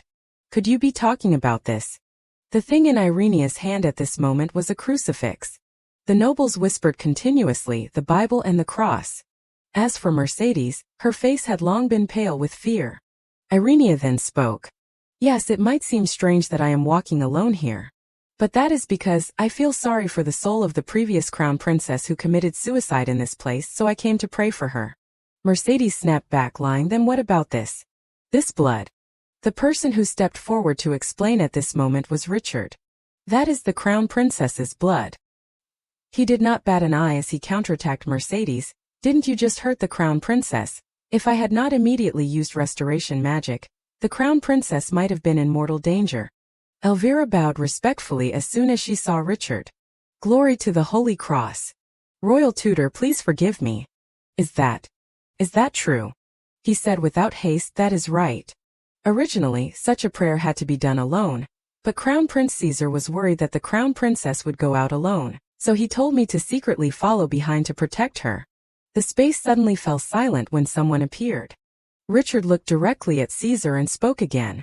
Isn't that right, Your Highness? He himself was still unable to hide his surprise as he called out, Mesh. Her face was horrified, and her voice became stuttering as a result. Caesar, Your Highness. Caesar slowly walked closer, his face cold as he questioned, why did you do that? Caesar's eyes revealed disappointment, and Mercedes was panicked because of that. Voices of discussion rang out around her. She wanted to assassinate the Crown Princess while she was praying. How can there be such an immoral thing? Come to think of it, Madame Aranzo has always shown discomfort whenever there was a new Crown Princess. Someone ventured to draw a conclusion. Could it be that Madame has? Mercedes was gasping for breath. No, that can't be. I did. Caesar continued to walk closer to her. His figure in Mercedes's eyes at this moment was a young boy, reaching out to her with a call, Mesh. Mercedes happily reached out to take that hand. However, the truth was that Caesar had grown up. He coldly withdrew his hand, only muttering the same question. Why? His face was angry as the question was raised. Why did you do that? Mercedes could not suppress the madness within herself. Her lips moved rapidly. Then she screamed shrilly, causing the people around her to be wary immediately. What are you doing? Delphina had come to Irenia's side, but she could not hide her fear either. Mercedes continuously slammed her head on the ground. Irenia worriedly thought, at this rate, she will die before she is even punished. She called out loudly, someone stop her. The next thing they heard amidst this commotion was a girl's scream. Even Irenia could not help but roll her eyes. What is she doing? Mercedes' smile was insane at this moment. No, that can't be. Caesar, my son can't treat me like. Guilt was directly placed on Irenia. It is that woman seduced him. My son, my innocent son. The nobles who witnessed what was happening could only exclaim. Oh my God, what disgusting behavior, she is completely crazy. Mercedes turned to Caesar and spread out her arms. Come Caesar, come here. She actually opened her clothes to reveal her chest in front of the surrounding people and invited Caesar. Mother has to give her son the best. You have to drink your mother's milk to sleep well, come here. In Mercedes's eyes he was still just a child. Only then will Caesar return to me. The people around them noisily discussed this situation. She has completely lost her mind. How pitiful. At this moment Elvira suddenly spoke. Madame Aranzo has always been mentally unstable. She said with a serious face. Although harming someone is an undeniable crime, but the Crown Princess is ultimately safe. I wonder if our benevolent Crown Princess, then she smiled basely, can be generous enough to forgive. These words were completely beyond Irenia's expectations. What? Her hand involuntarily clenched, and she continued to think in her heart. Asterisk, she killed 4 innocent women. Forgive, what kind of joke is this? Asterisk. At this moment, someone's figure appeared from the darkness. What is all the noise again? A noble saw that figure and called out in a flustered manner. The person who appeared was actually Matthias. Prince, Your Highness, the second prince has arrived. Matthias' face was a knowing smile as he observed the situation in front of him. Why is the second prince here? My sister-in-law must be very busy, right? Irenia looked up at him, flustered. Matthias had no idea that the corners of Irenia's lips had already curved into a smile at his appearance. I knew it. In her heart she was thinking, someone like him will definitely show up. And she also remembered the contents of that letter. To the second prince tonight. I will wait for you at the lake. Irenia, run Lapis Lazuli Palace. Irenia immediately acted, kneeling down on the ground and loudly presenting. Your Highness, that rebel is smearing the Empress's reputation. Please punish her severely to restore the Empress's dignity. Matthias glanced at her before asking darkly, Rebel, what do you mean? Irenia's face became tense, and the surrounding discussions grew louder and louder. Plot to rebel, how can? After passing through the gates of death, the Crown Princess has gone crazy. Everyone had already begun to accuse Mercedes. The fact that she tried to harm me might just be a personal matter. But daring to shamelessly tarnish the reputation of the Empress cannot be overlooked. She stammered, wanting to defend herself. No, what are you saying? I never. However, Irenia's logic was too strong. She looked straight at her and declared, the Empress is the only mother of the two princes. How dare a lowly servant call herself the prince's mother? Hearing this, Mercedes was completely speechless. That. Irenia continued to present to Matthias. Second prince, the fact that this rebel is calling herself the prince's mother has been witnessed by everyone here. She sincerely knelt down and begged. Therefore, please, in the name of the Empress, punish this person severely, and restore order to the royal family. After she had said everything, Irenia only waited silently in that position. The truth was that Irenia had already calculated, just looking at Madame Elvira's attitude, if she was punished in the direction of mental instability, Mercedes would only be lightly punished. But as long as I mention the Empress, everything will be different. At that time, the matter would be raised to the issue of the royal family's discipline. She carefully observed Matthias and continued to think. In front of so many people, if he ignores it, the royal family itself would be smearing its authority. The second prince has already been debated about this legitimacy. He can never let this go. The corners of Irenia's lips curved into a smile. That is right. As for Matthias, he could not help but let out a sound of refreshing joy. He nodded in agreement and spoke. Yes, we have to do that. And then directly ordered the soldiers to arrest Mercedes. Tie that person up and lock her in the dungeon. She was in a panic, begging desperately. No, no, Your Highness. Even now, Mercedes was still adamant about accusing Irenia. It is all because of that cunning woman's tricks. She and Delphina were watching that chaotic scene. As for Matthias, he stroked his hair while muttering in comment. Keep her alive to wait for the interview. For the sake of the royal family's discipline, I will have to investigate thoroughly. After handling everything, Matthias returned to his residence and threw his outerwear roughly on the chair. He sat down heavily, and his hand immediately rubbed his hair. Then Matthias propped his hand on his chin, muttering a comment as he remembered Irenia. That woman. He remembered her words at that time.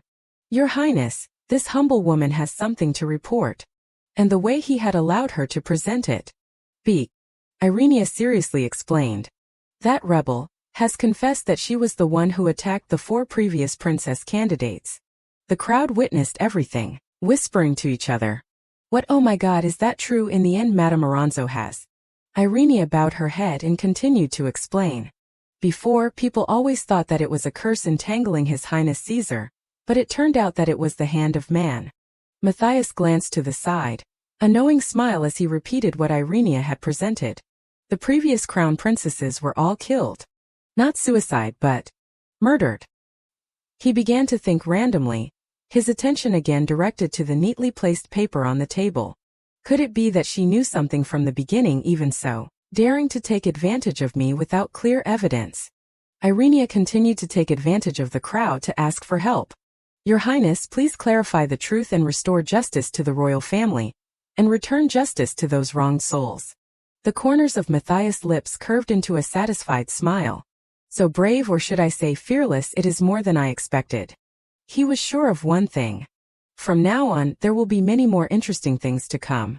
On the other side, Irenia and Caesar's group had also returned. Delphina, her face drained of all color, spoke. Crown Princess, Your Highness. She worriedly followed Irenia. Are you okay? Are you hurt anywhere? At this moment she reached up to her outerwear while explaining, don't worry. I am still safe. All thanks to Delphina, thanks to the blood bag that Delphina sewed all night. Only then did she breathe a sigh of relief. It is not that at all, it is all thanks to His Highness telling us beforehand. They remembered the plan that had been arranged by Irenia. Your Highness, everything went exactly as you said. The monitoring person delivered the letter. Irenia looked towards Delphina and asked again. Was it delivered? She said seriously. Yes, it was delivered to the close aide of the second prince. This answer made her very satisfied. Good, now we wait for the opportunity and then act. Delphina then continued to make a comment. I did not expect Madame Aranzo to do such a terrible thing. Anyway, everything has been resolved. That is really fortunate. Hearing that, Irenia continued her words. I wish that were the case, but I just feel like there is something strange. If magic could do that, I thought I could find a clue about Mercedes' change. At this moment, Richard on the side spoke. But it is not a completely unreasonable thing. To consider that temporary, her madness was too much. They remembered Mercedes' disgusting appearance at that time. Come here, Caesar, come here. He frowned and continued to suggest. I will also try to investigate a little. Just recently I also saw something suspicious. Matthias himself had returned to the Empress's place. Glory to the Holy Cross Church, Empress. This untalented child greets you. Cornelia looked down and commented. It has been a long time since you have actively sought me out. She continued to lead the story. Strange rumors are spreading in the palace. Matthias massaged her shoulders and asked back. Strange rumors, Cornelia continued to ask back. You know better than me. He reluctantly made a guess. Is it about Miss Enrica Montanari, or Miss Camilla Rossetti? Unexpectedly, these words made Cornelia get angry, yelling loudly. I am talking about Crown Princess Irene, that lowly woman. The corners of Matthias' lips curved into a sly smile as he replied. That is her. Comment was continued. I heard that she has bewitched that crazy man quite well, right?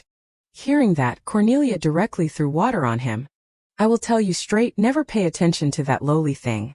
She is not the same kind of woman you used to mess with. Matthias continued to say flattering words. As expected, only mother cares about me. Cornelia frowned, still displeased, continuing, it is always like this, even this impolite behavior. Perhaps I have indulged you too much. Now even I am tired of cleaning up the mess that you have sown, everywhere. He leaned closer and whispered in her ear. So, is my mother angry?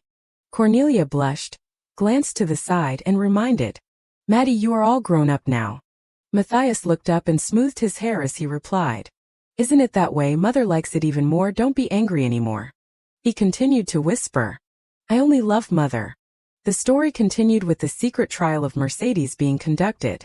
I killed 4 princess candidates, I attempted to murder her, the 5th crown princess, and the crime of treason by calling myself the prince's mother to target the empress's position. The scene of her loudly luring Caesar was remembered. Come here, Caesar. Normally, those are all capital crimes enough to be punished by beating to death.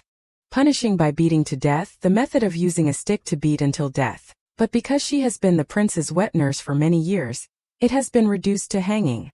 The sky outside was clear blue, and Caesar was still sitting and studying at this moment.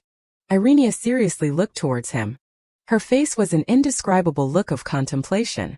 Irenia was completely silent. She observed Caesar, wondering in her heart. Does Caesar understand Mercedes' death?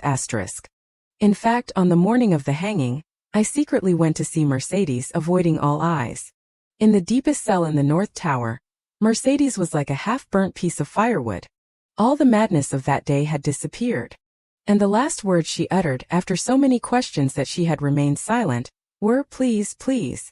The woman's urgent and horrified expression swirled in Irenia's heart. Please protect His Highness. She could not help but feel afraid of that. Mercedes repeated the request one more time. Please protect Caesar. Irenia had promised at that time. Don't worry. I will definitely protect Caesar. Up to now, Caesar was looking at her worriedly. Reine. Irenia finally woke up from the old stories, smiling and replying to him. Caesar, what is wrong? The black hand of the curse was placed on the table. Caesar hugged Irenia in his arms. She looked up and observed his worried face. Caesar. Then she smiled, gently reassuring.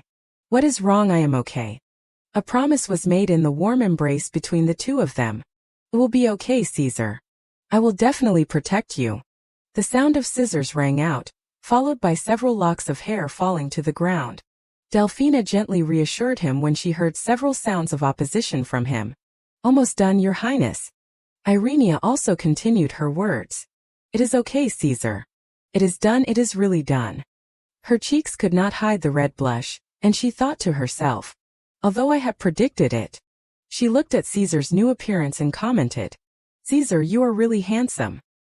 He smiled faintly and innocently asked back. Me handsome? Time still passed and it was 1 month until the banquet that had been promised to the Empress.